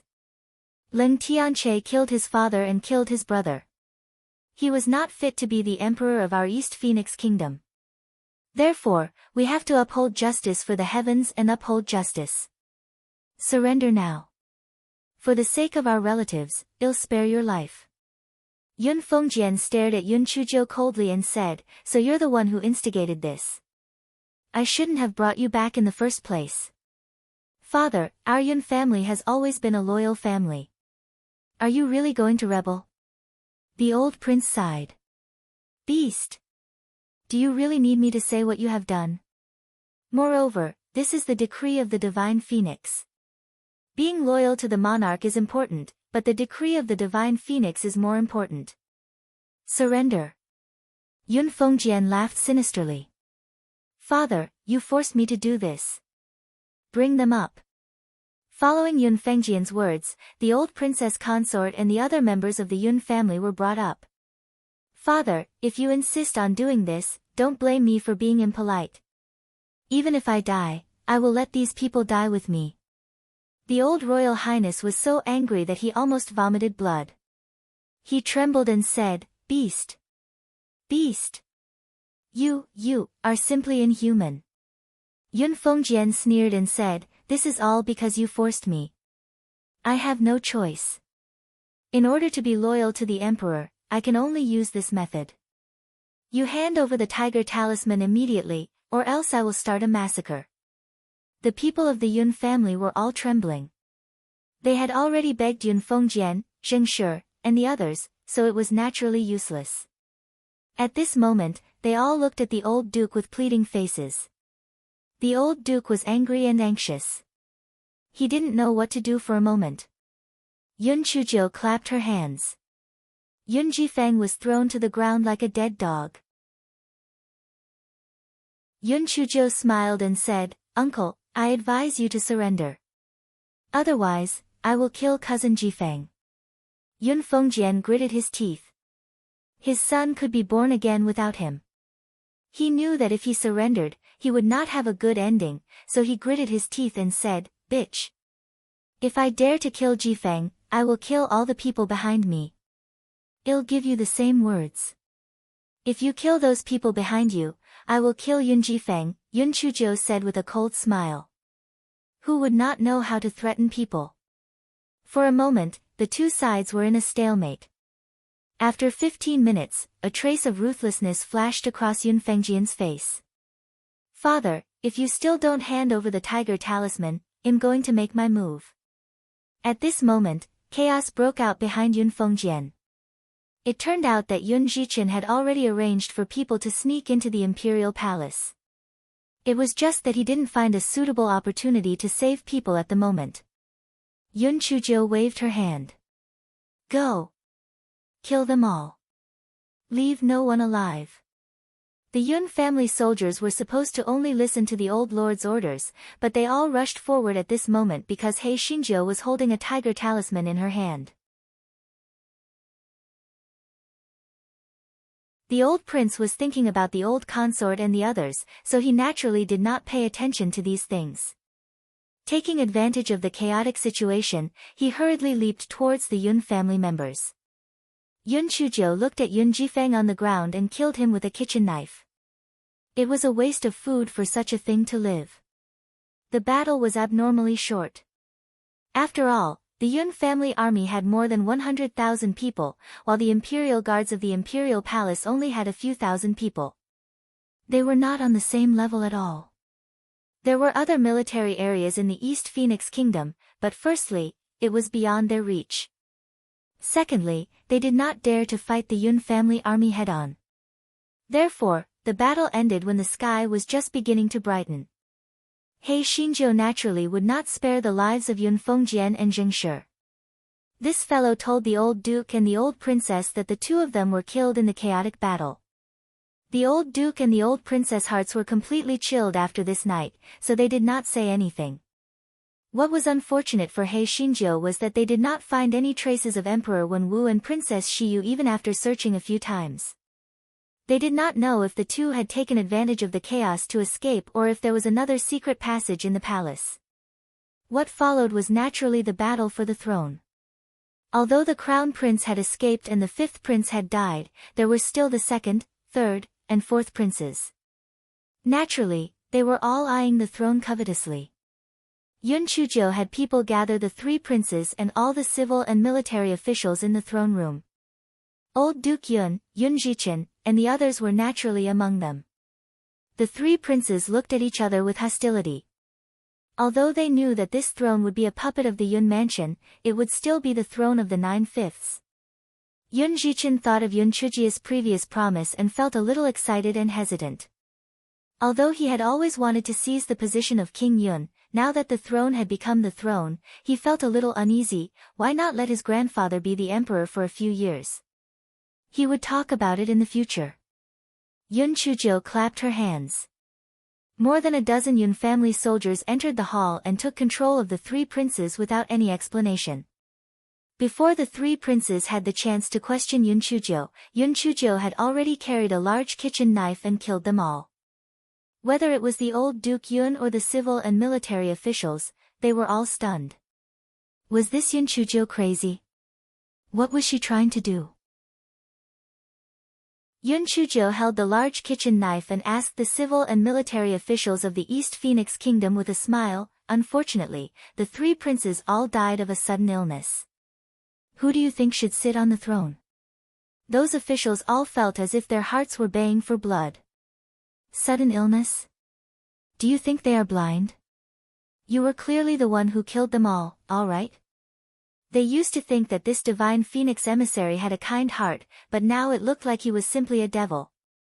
His spirit energy was only at the first level of the spirit illusion realm, but his methods were simply biting people to the bone. Everyone looked at each other. Who would be the emperor? The first person they thought of was naturally old Duke Yun. In terms of seniority and strength, old Duke Yun was the best candidate. The second person they thought of was the third, fourth, and fifth masters of the Yun mansion. These few people were the right age, but they did not know which was more suitable. The third person they thought of was Yun Jichen. Everyone knew that Yun Jichen had played a great role in this matter, and he had the Prince Ping's mansion behind him. But now, they had crossed all these candidates. There was only one person left in their hearts, and that was the little devil in front of them. A minister mustered up his courage and said, "Ninth Miss, you are the divine phoenix emissary. It is most suitable for you to sit on the throne." Someone took the lead and someone immediately echoed, "That's right, Ninth Lady. You are the daughter of the god of war and also the divine phoenix emissary.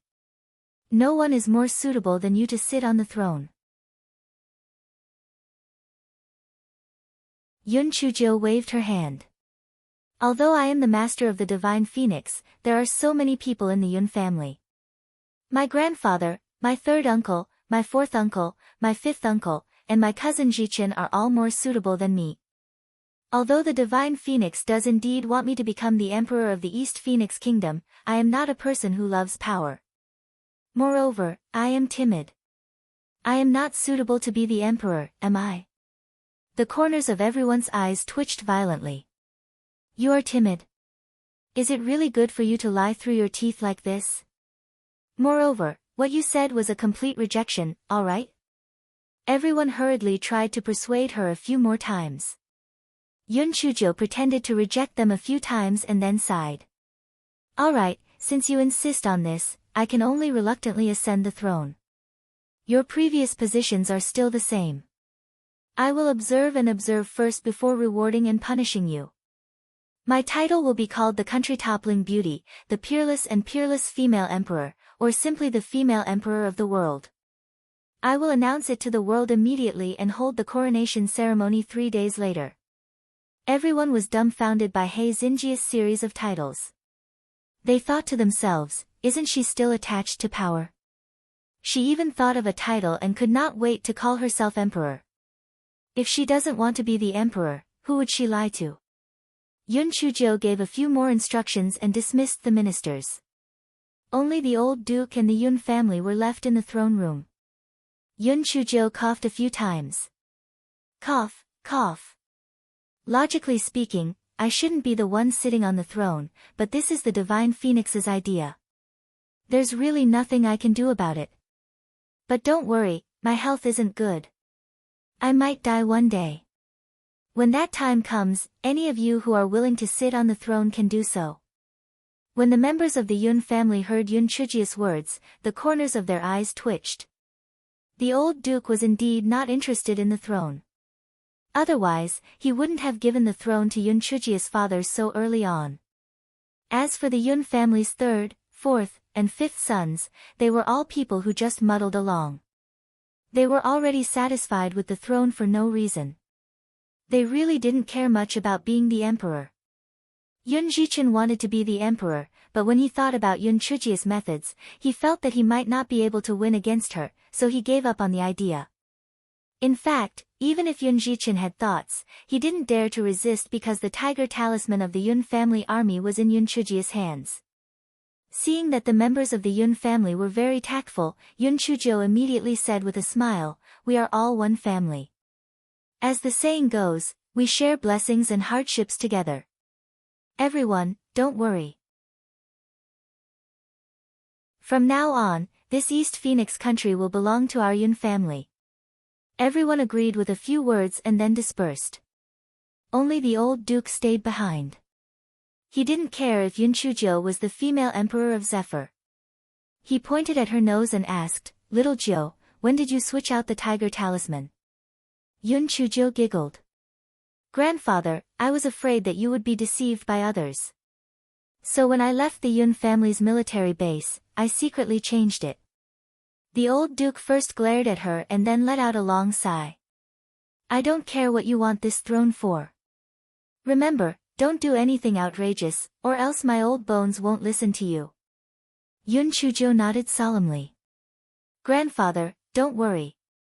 I only want this throne to find my father and mother. Once I find them, I will give the throne to fifth brother. This lousy throne is really not attractive to me." The old duke was skeptical. He believed Yun Chujo when she said that she wanted to find Yun Fengjin and Yilan. However, this fellow said that the throne was not attractive to her. No matter how he looked at it, he did not mean it. After sending off the old prince, the freshly made Empress Jo valiantly went to the divine hall. The national master gave her quite a bit of face and immediately got someone to let Yun Chujo in. Yun Chujo beamed as she took out some precious spirit herbs and handed them to the national master. "National master, we share honor and disgrace. It's all for the sake of the divine phoenix and the East Phoenix Kingdom. Please take care of us in the future."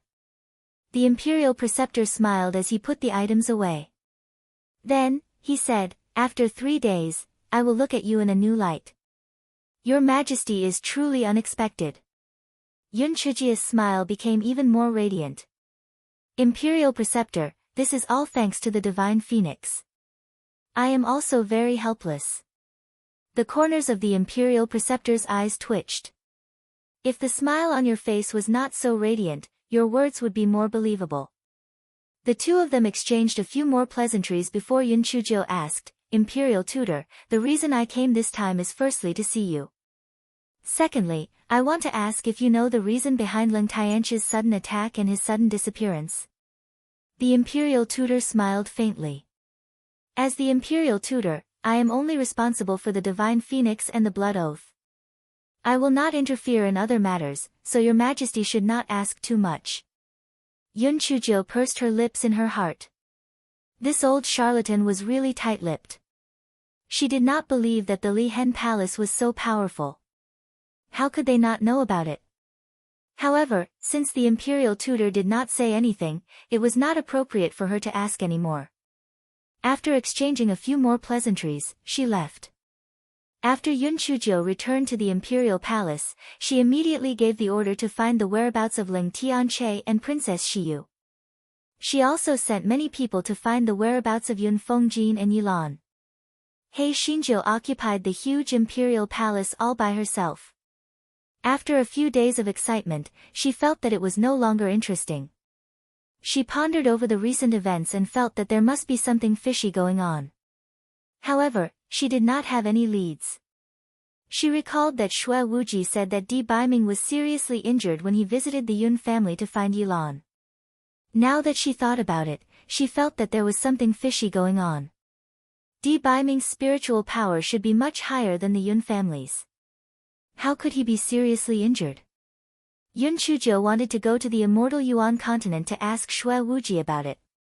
However, although she was now the female emperor of Fenghua, she was too weak. It was better for her not to go out and show off. This guy cherished his life very much. He picked hundreds of guards with high spiritual power from the Yun family's army and constantly patrolled the palace. This guy felt that it was really inconvenient for the towering sky continent to not have the heart demon oath. Otherwise, she would feel much more at ease. This guy had already understood the so-called blood oath. To put it bluntly, the blood oath meant that both parties signed a contract in front of the Imperial Preceptor, with the Li Hen Palace as the guarantor. What was the use of this? No one knew what the Li Hen Palace was. If the people inside were not good people, the blood oath would be of no use at all. It could only fool ordinary people. In the following period of time, Yun Chujio only eliminated some of Leng Tianqi's followers. She did not make any major changes to the personnel. This fellow knew that she had used a large kitchen knife to force her to take the throne. If she made too big a move, it was easy to cause a rebellion. It was better to simmer it down and take it slowly. This fellow knew the importance of public opinion. He asked Meng Yanshou to weave a dream for some of the citizens of An City. Soon, news spread that the female emperor of Fenghua was chosen by the Divine Phoenix. She was the best candidate to adapt to the right time, place, and people. At the same time, Meng Yanshou often came to An City to do good deeds. Today, he saved a child who was almost trampled by a wildebeest, and tomorrow, he saved an old man who was on the verge of death. Empress Zhou's acting skills were online, and her script was reasonable. She quickly won the reputation of an emperor that had never been seen before in the history of the East Phoenix country. Even the old prince felt that although this granddaughter of his had a lot of bad water, she was really the material to become an emperor. Of course, the old prince and the old princess took a long time to digest the fact that the originally kind and silly girl had become a little devil in their eyes. Yun Chujio felt that in her position, she had to do something useful. Therefore, this guy worked hard for a few nights and produced a copy of the East Phoenix Kingdom, Year 5, Regulations, Plan. Simply put, it was how to put the spirit stones from the South Dragon Kingdom, West Tiger Kingdom, and North Xian Kingdom into the pockets of the East Phoenix Kingdom. Yun Chujio set up a department specifically for Yun Jichen to be the leader. Then, she threw the plan at Yun Jichen. Fifth brother, don't say that I mistreated you. The opportunity for you to become rich is here. Yun Jichin saw the words on the cover and the corner of his eyes twitched. What the hell was this? When he saw your dog-like handwriting again, the corner of his eyes twitched even more. However, when he saw the contents, he was immediately shocked. His voice trembled a little. Your Majesty, did you write this? Yun Chujo nodded calmly. Fifth brother, the people are rich and the country is strong. Don't underestimate business. Yun Jichin nodded his head in agreement. Cultivation was originally a matter of burning money. Naturally, the more money the better. Also, don't get too close to the Prince of Peace's residence. Otherwise, when you ascend the throne in the future, I'm afraid there will be trouble for your relatives. Yun Chujo said. Yun Jichin nodded his head in a daze. He had long given up on the idea of the throne. From what little Jiu meant, was she really going to give up the throne to him in the future? With this understanding, Yun Jichin put in a lot of effort in doing things. Soon, many shops appeared in East Phoenix country like bamboo shoots after a rain. In particular, a restaurant called Xian Duo Duo Duo quickly opened to the other three countries, and business was abnormally booming. Needless to say, the behind-the-scenes owner of this restaurant was naturally Hei Xinjiu.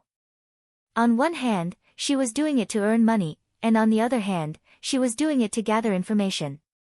There was no place more convenient to gather information than a restaurant. Seeing that everything was on the right track, Yun Chujo began to get people to gather books on alchemy and talisman refinement. Then, she began to fiddle with alchemy and talisman refinement in the palace. The imperial guards were in deep shit. Yun Chujo was afraid that the smell of alchemy would cause unnecessary trouble. Therefore, every time the alchemy was completed, she would deliberately refine a batch of pills. Moreover, there were many medicinal herbs with a strong smell added to it. Hence, every time this fellow finished refining the pills, the entire imperial palace would be filled with a sour and refreshing smell. Hence, very quickly, there was a rumor in the four nations.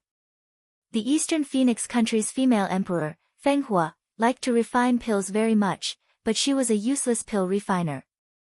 Yun Chujo was happy to see this happen. Everyone had their flaws. If she was too perfect, how would others live?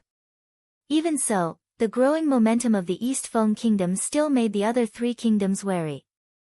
They had originally thought that the East Feng Kingdom would suffer a great loss in their national strength after the successive internal conflicts, and they could take the opportunity to divide the territory of the East Feng Kingdom. Later on, they heard that the East Feng Kingdom actually let a little girl become some sort of female emperor of Zephyr.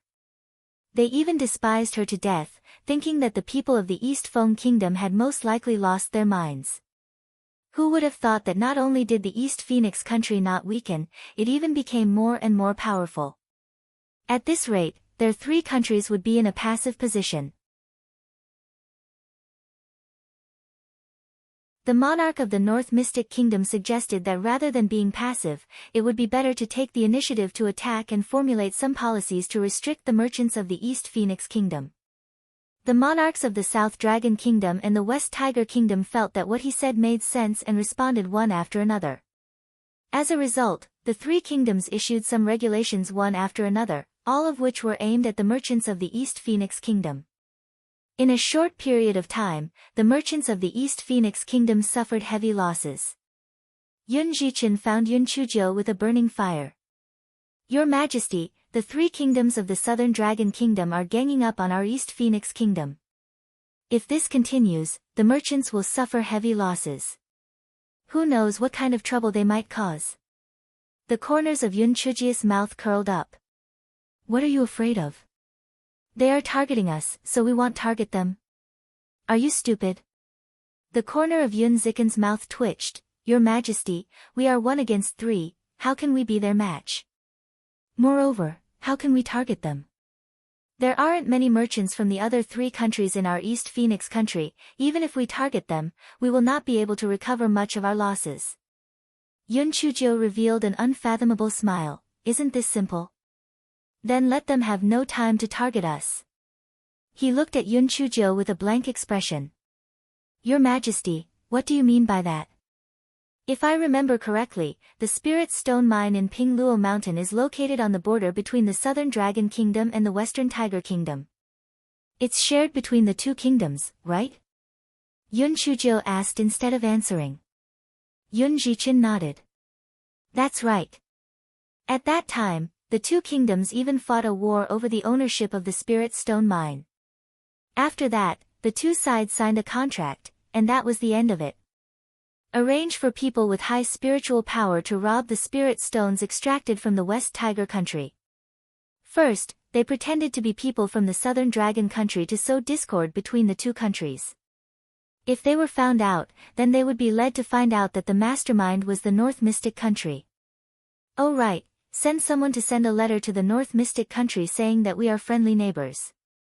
In the future, we will reduce the taxes on the North Mystic country's merchants by half, Yun Chuzhou said with a smile.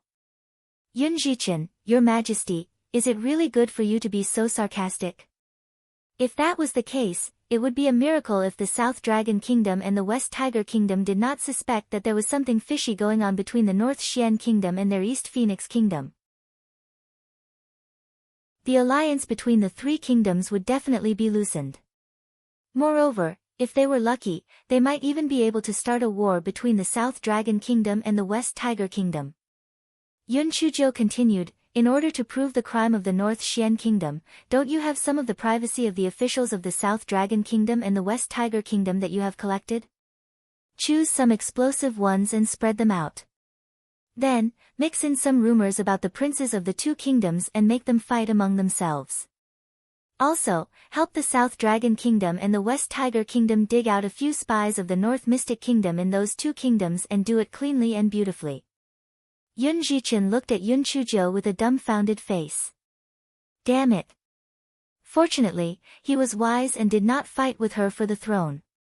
Just this man's bad water could torture him to death thousands of times. Yun Zhiqin immediately arranged for people to follow He Xinjia's instructions. It did not take long before he heard that the Southern Dragon Kingdom and the Western Tiger Kingdom had a huge falling out.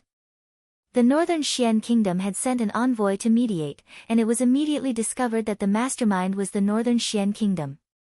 The Northern Xian Kingdom had yet to explain clearly about the matter of snatching the Spirit Stone Mine, and the Southern Dragon Kingdom and the Western Tiger Kingdom had caught a few spies from the Northern Xian Kingdom within their respective countries.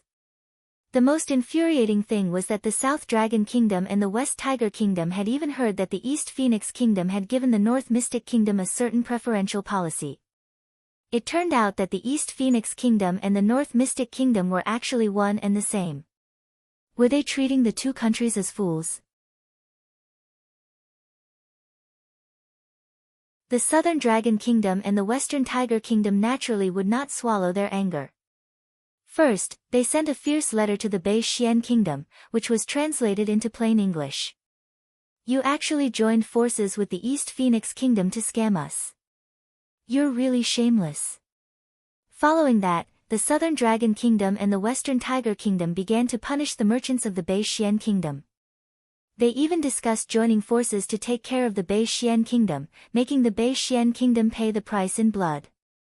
Emperor Beijing of the North Mystic Kingdom was instantly paralyzed. It was supposed to be 3 against 1, but why did it turn into a rebellion? He was wronged. He was almost wronged to death. He did not send anyone to snatch any bullshit spiritual stone mines. He did not spread any gossip, but the spy was sent by him. It was hard to argue with him. What should they do now? If the Southern Dragon Kingdom and the West Tiger Kingdom really went all out, how could the North Mystic Kingdom be a match for the two kingdoms? Wouldn't they just sit back and wait for their kingdoms to be destroyed? Thus, a minister suggested, Your Majesty, the Eastern Kingdom has already expressed its goodwill to our kingdom. Why don't we join forces with the East Phoenix Kingdom? This way, we will be evenly matched. The Southern Dragon Kingdom and the West Tiger Kingdom won't be able to do anything to us. Emperor Beijing pondered for a moment. There was only one way now. Then, he eagerly sent an envoy to Empress Jiao to deliver the letter. The gist of it was that our North Xian kingdom had been fooled by those two bastards previously. Now that we have seen their true colors, let's be good friends. Yun Chuzhou passed the letter to all the ministers of Bei Xian kingdom. Most of them did not know what Empress Zhou had done.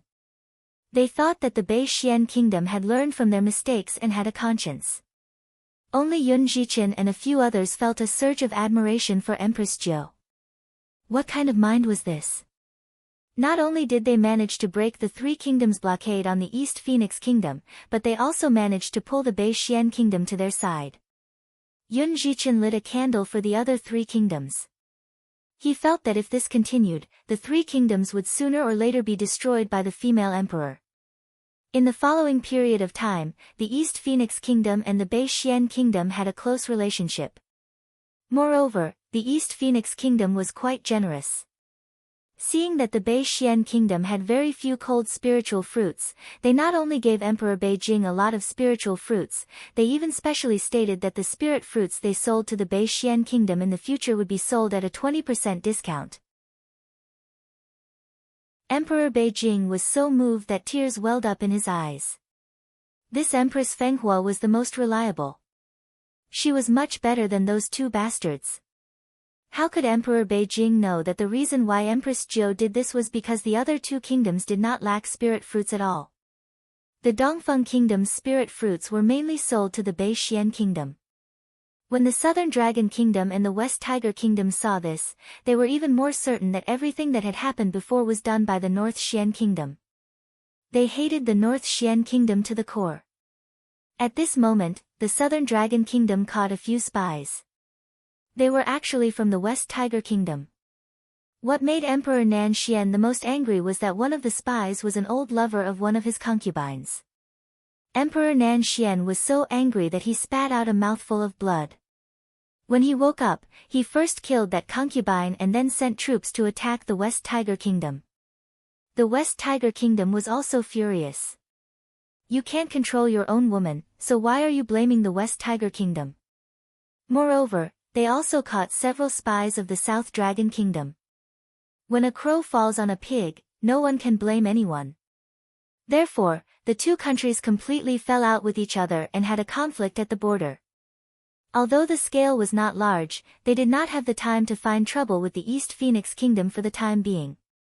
Later on, there was a record in the history books of the Towering Sky Empire. In the first year of the reign of the female emperor, the empress was far away in an city. Just based on the information gathered in the restaurant, the South Dragon Country, West Tiger Country, and North Xian Country were thrown into chaos. It could be said that in the midst of strategizing, victory was decided from 1,000 miles away. With the crisis resolved, Empress Zhou began to live a carefree life again. This fellow felt that her desire for money had finally weakened a lot, because this fellow was really too rich now. She didn't even know how much money she had. She had almost refined the lightning spirit energy in her body, so she could only wait to be struck by lightning. Thus, she began to wander around. The first place she went to was naturally the several manors of the Yun family. Empress Zhou conferred the thrones of her third uncle, fourth uncle, and fifth uncle. The names were also very easy to remember. King Yun Shan, King Yun Si, King Yun Wu, and the position of King Yun was vacant. This fellow was prepared to leave it to her father. She had always believed that her father was still alive. Sooner or later, the three of them would be reunited. The three sons of the Yun family were better off. After all, the He family had always been on good terms with Yun Chuzhou. The fourth and fifth sons of the Yun family were in an awkward situation, especially the Liao family. They were afraid that Yun Chuzhou would look for trouble, so they were so eager to please her that they almost called her their ancestors. Empress Zhou decided that when she was in a bad mood in the future, she would come to the fourth house of the Yun family for a stroll. Seeing the Liao family and Yun Ziluo's expressions, she was really relieved. Time flew by quickly. Yun Chuzhou counted with her fingers. It had been 1.5 years since the pretty boy was frozen. She wondered if the pretty boy's seal had been lifted. If the pretty boy knew that she had become the female emperor of Zephyr, he would definitely be shocked. Hee, she was really looking forward to it. In the morning court, Prime Minister Sima reported, "Your Majesty, the grand meeting of the four nations will be held once every 3 years soon. You have to prepare as soon as possible." Yun Chuzhou raised her eyebrows. Grand meeting of the four nations? What is it used for? Prime Minister Sima knew that the female emperor of Zephyr was from the immortal Yuan continent, so he patiently explained. The gist of it was that the four nations would hold a grand meeting of the four nations every 3 years. Although it was said to be a grand meeting, it was actually a competition. This was also a competition between the four nations. The content of the competition was nothing more than alchemy, talisman making, weapon refining, array formation, beast taming, and spiritual power. Finally, the rankings would be compiled. Yun Chuzhou nodded, and then asked curiously, "How are the results of our East Phoenix country in the past years?" Prime Minister Sima's face was somewhat stiff as he said, that our East Phoenix country has always been the first in friendship, and the second in competition.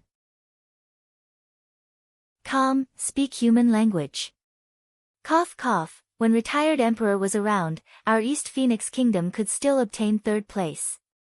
After retired emperor went missing, our East Phoenix kingdom would usually, always be in 4th place. Yun Chuzhou, 4th place. Couldn't he just say that he was in last place? Retired emperor was naturally referring to Yun Fengjin. Due to Yun Fengjin's terrifying spiritual power, the East Phoenix kingdom could win back a city in the spiritual power competition. However, the other competitions were utterly miserable. The South Dragon Kingdom was good at making talismans and arrays, the West Wu Kingdom was good at refining weapons, and the North Xian Kingdom was good at beast taming. Originally, the East Phoenix Kingdom was good at refining pills.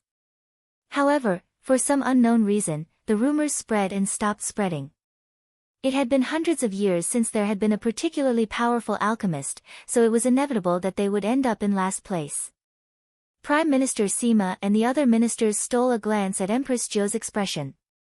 They originally thought that after she heard it, she would either be worried or embarrassed. However, why did she have an indifferent expression on her face? There's nothing bad about being 4th. After all, it's still within the top 5, isn't it? Alright, you guys prepare as you should. I don't care about these illusory things. As long as we have money and combat strength, it's fine. If anyone dares to make fun of our East Phoenix Kingdom, I will make them regret being born in this world. Hei Xinjiu leaned back on the dragon chair. Her expression was indifferent, but the coldness in her words did not diminish in the slightest. The civil and military officials were all dumbfounded. "Your Majesty, is it really good for you to be so arrogant?" Why did it feel like their female emperor was more like a bandit leader than an emperor? Yun Chuzhiu's eyes suddenly lit up. She said, "Oh right, Prime Minister Sima, this is after all my first time appearing in front of the other 3 kingdoms. I must make it a little more grand. Make it as dazzling as possible for me. Anyway, our national treasury has plenty of spirit stones, so don't be afraid of spending money. Do you hear me?" What else could Prime Minister Sima say? He naturally nodded in agreement. His heart was pounding. Make it as dazzling as possible. What did he mean by this? Fortunately, Prime Minister Sima did not understand and asked. In the next few days, he would often meet Empress Zhou to seek her opinion. Every time he came out, his expression was very interesting. Would this work? Their Empress aesthetic standards were really different from others. A month later, in the Bloodstream Valley. The geographical location of the Bloodstream Valley was very special. It happened to be located in the center of the 4 countries and belonged to a place that the 4 countries did not care about. That was why the 4 countries' grand meeting had chosen this place as the venue. This way, they were not afraid of any country playing any tricks. This year, it happened to be the South Dragon Kingdom's turn to host the 4 kingdoms' grand meeting. Therefore, the people of the South Dragon Kingdom had entered the Bloodstream Valley in advance and had already set up the competition stage and grandstand.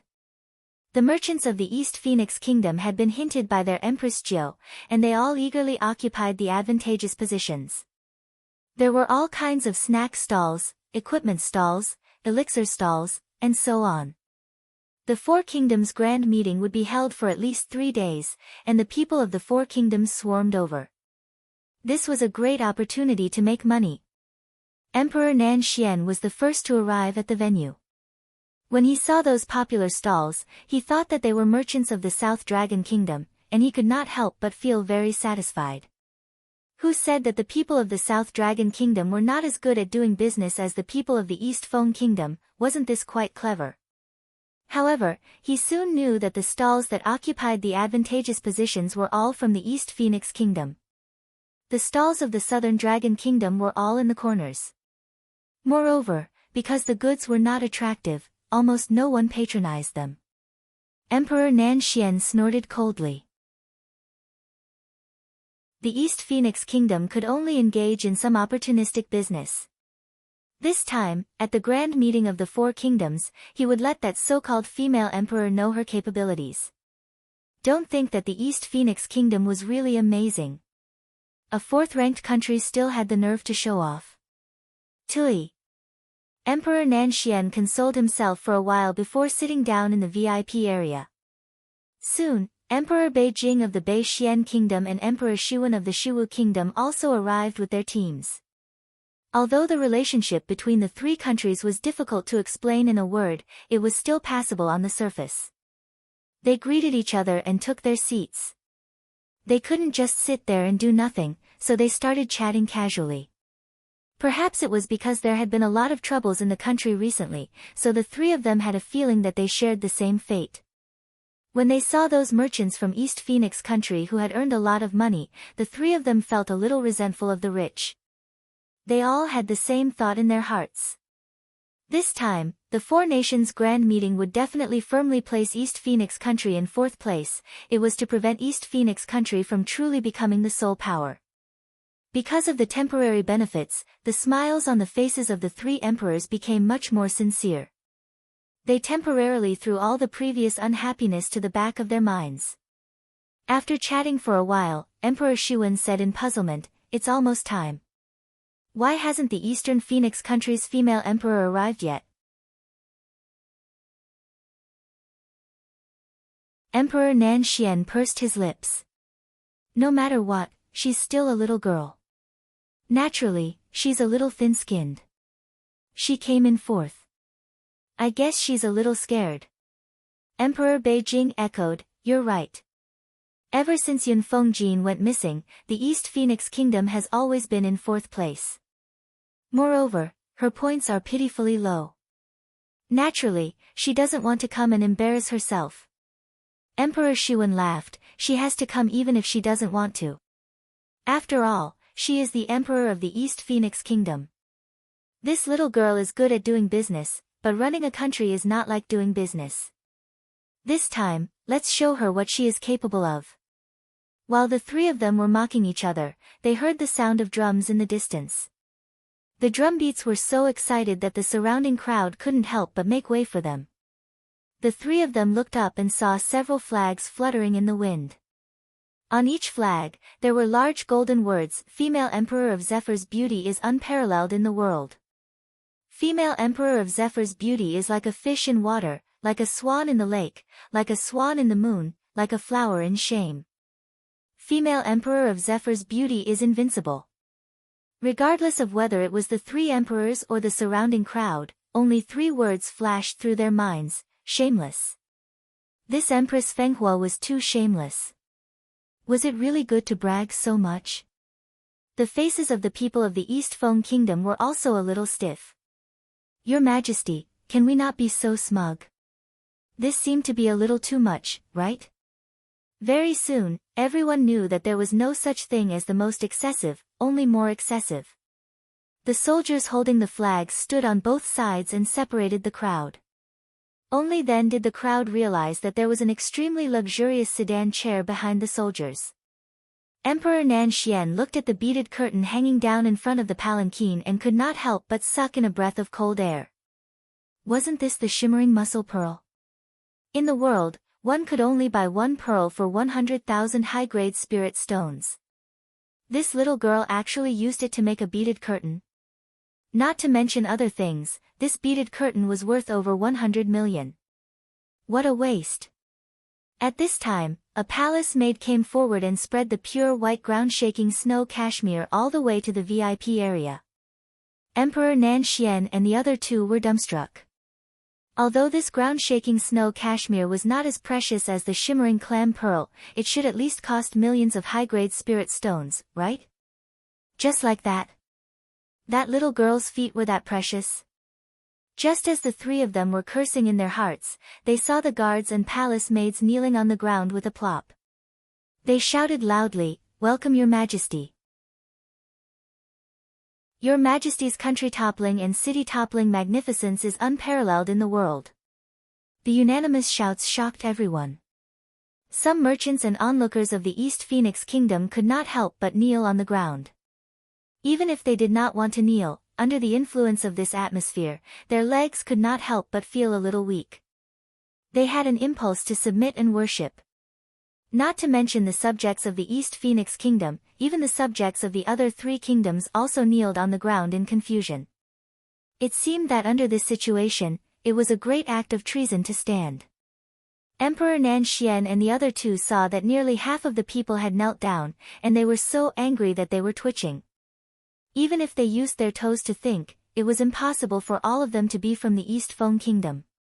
There must be people from the three kingdoms. Were these people crazy? They actually knelt down to worship that lass from the East Phone Kingdom. It was really infuriating. While the three of them were angry, they looked at the palanquin. They wanted to see just what kind of virtue the female emperor of Zephyr had to actually make so many people submit to her. A palace maid first opened the beaded curtain and then lifted a layer of gauze curtain. Empress Jiu, who was dressed in red, stepped down from the palanquin. Everyone's gaze was focused on Yun Chuzhou, who was dressed in red. The woman was extremely beautiful, but as she stood there, everything seemed to pale in comparison. She was dressed in red, and she had a peerless aura.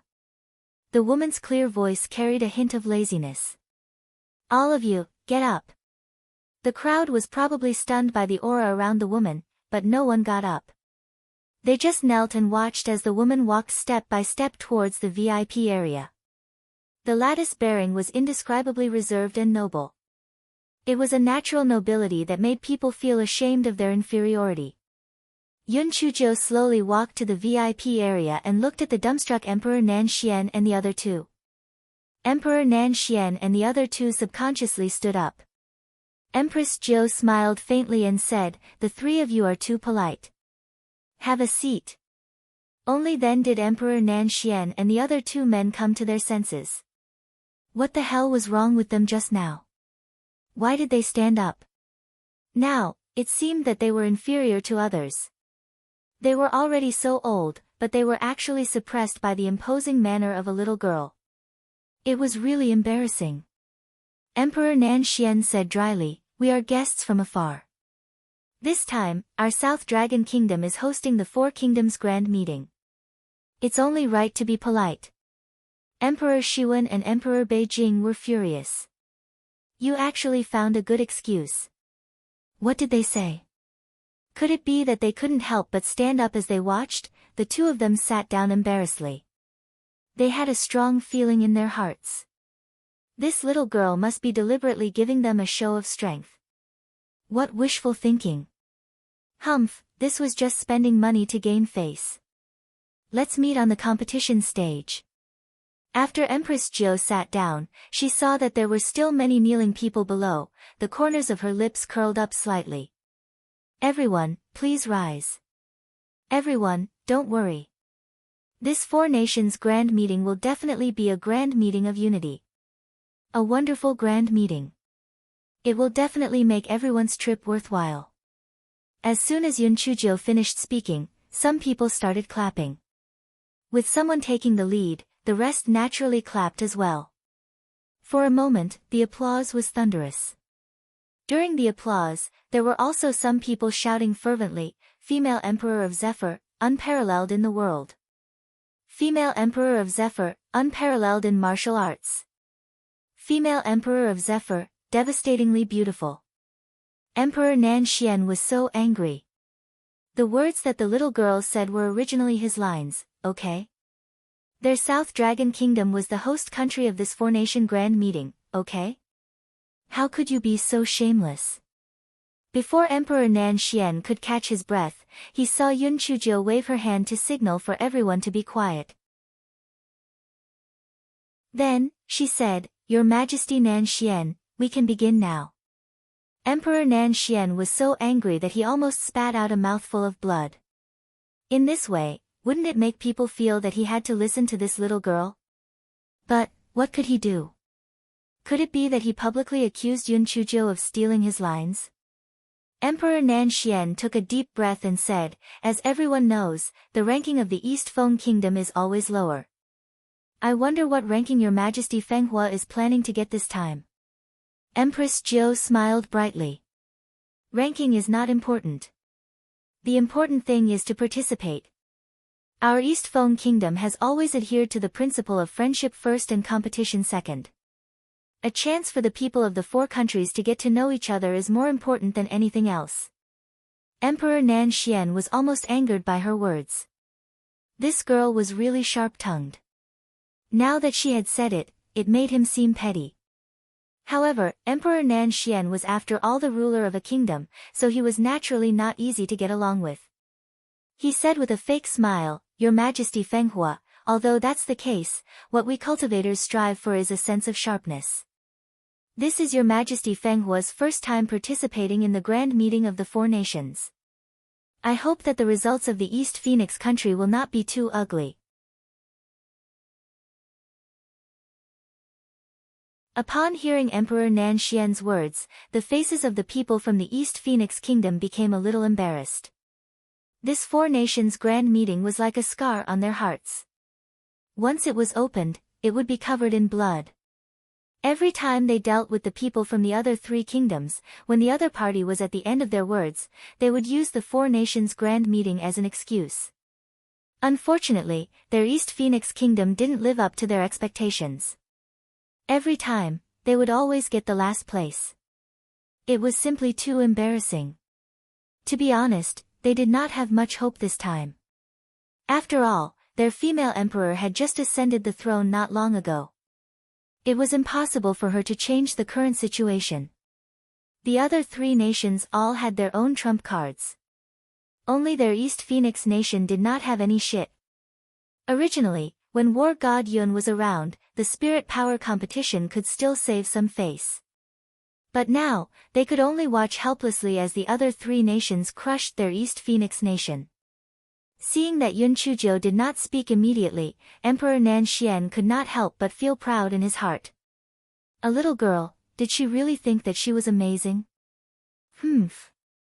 Right at this moment, Yun Chuzhou laughed lightly.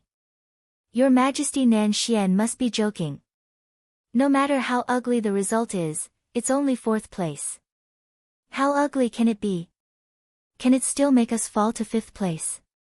Therefore, Your Majesty Nan Xian doesn't need to worry about our East Phoenix country.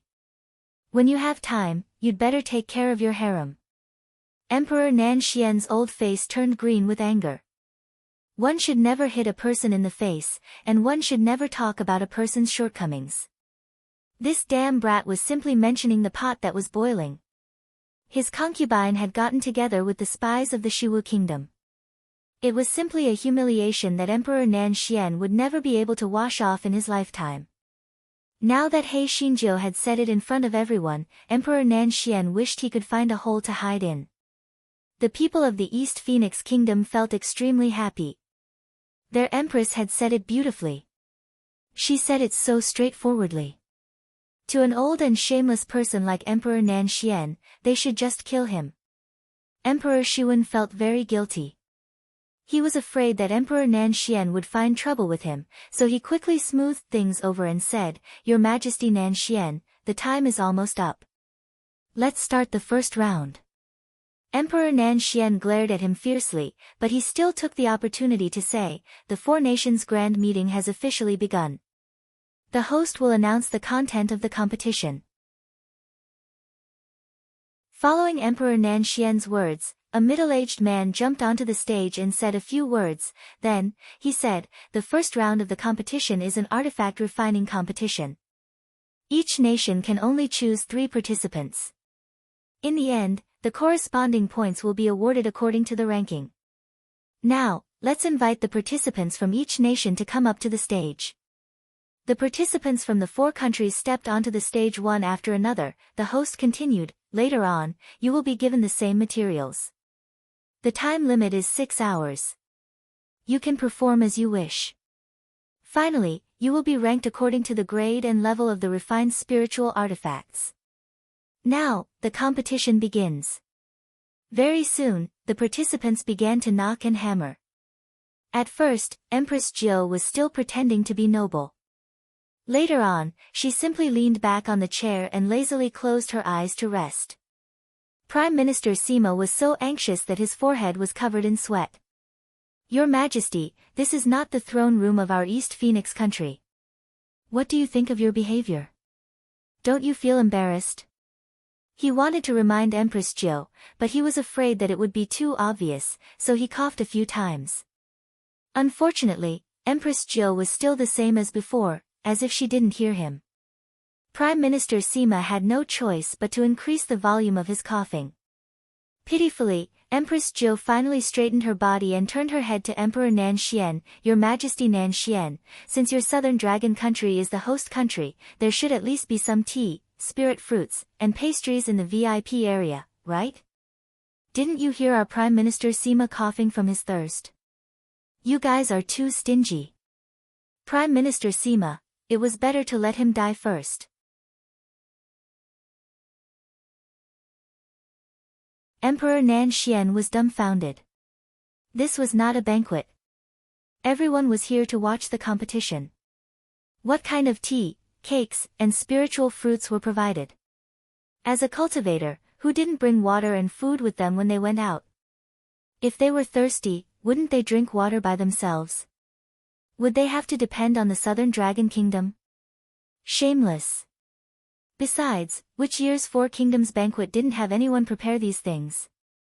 Yun Chuzhou saw that Emperor Nanxian was in a daze and didn't say anything. She said lazily, it seems that Emperor Nanxian didn't prepare it. But fortunately, I have already asked people to prepare it. Our East Phoenix Kingdom has always been generous. This time, our East Phoenix Kingdom will sponsor the tea, spirit fruits, and pastries for free. Yun Chuzhou clapped her hands as she spoke. She saw Yun Zhichen walk over from the crowd with a conflicted look on his face. He even brought a few palace maids behind him and placed a pot of spirit tea on each table in the VIP area. Yun Zhichen cleared his throat and used his spirit energy to say loudly, taste the white spirit tea and let your spirit energy grow. While everyone was stunned, another palace maid served a plate of dried fruits to everyone. Yun Zhichen said loudly, eat the 1,000 herbs dried fruit. It's good for your appearance and beauty. As the palace maids continued to serve the food, Yun Zhichen continued to say, the East Phoenix spirit fruit is a delicacy in the world. 1 will be your appetizer, and 2 won't be sore after you eat it. Chen's pastry tastes good, and its reputation is well known throughout the world. In the end, Yun Zhichen continued, thank you for the support of the White Tea House of East Phoenix Country, 1,000 Herbs Dried Fruit, Chen's Pastry Shop, Qian Duo Restaurant. All of the above shops have stalls in the venue. Everyone can go and buy them to ensure that the quality is good, the price is low, and the service is considerate. Prime Minister Sima was stunned. Holy shit! How did their emperor's brain grow? Wasn't the amount of publicity going to be unprecedented? With this kind of publicity for the 4 nations grand meeting, wouldn't the business of those shops become extremely hot in the future? Emperor Nanxian and the other 2 felt as if their hearts were going to explode. This girl was really too crafty. She was simply taking advantage of every opportunity. In such a short amount of time, she had already publicized the shops in Dongfeng Kingdom. If they had known this would happen, they would have done the same thing. They really regretted it. Pan de N0V1 Empress Jiao said with a smile, Your Majesties, these are all specialties of our East Phoenix country. Don't stand on ceremony. Try them. Emperor Nan Xian and the other two didn't have the mood to try them. Their hearts were filled with envy, jealousy, and hatred. Fortunately, they had found a trace of balance on the competition stage. From the progress of the 12 contestants on the stage, it was obvious that the 3 contestants from the East Feng Kingdom were lagging behind. They were definitely in the bottom 3. Emperor Nan Xian was clearly not bothered by the taste of the fish. He said with schadenfreude, Your Majesty Fenghua, the situation of the contestants from your East Feng Kingdom doesn't look too good. Yun Chujiu glanced at the situation on the stage and said indifferently, Don't worry. The results of our East Feng Kingdom have always been very stable. Emperor Nan Xian, wasn't it very stable? It had always been the last place. This little girl's skin was too thick. Emperor Nan Xian had obviously never seen such a shameless person. He didn't know what to say to hit her. She didn't care about the results at all, so what were you talking about? Emperor Nan Xian looked at Emperor Shiwen and Emperor Beijing. The two of them were also quite helpless. They really had no way to deal with such a dead pig who wasn't afraid of boiling water. When the sun was about to set, the weapon refining competition ended. The result was similar to what everyone had expected. The West Martial Kingdom had the best results, while the South Dragon Kingdom and the North Xian Kingdom had similar results. Only the East Phoenix Kingdom had secured the last 3 places. You're tuning into the Blissful Bookshelf YouTube channel. We're so grateful for your support, and don't forget to subscribe to join us on this incredible journey through captivating stories. Your generosity through donations truly makes a world of difference, as it's the primary source of revenue that allows me to expand and enhance this channel for you. Thank you from the bottom of my heart for being a part of this adventure.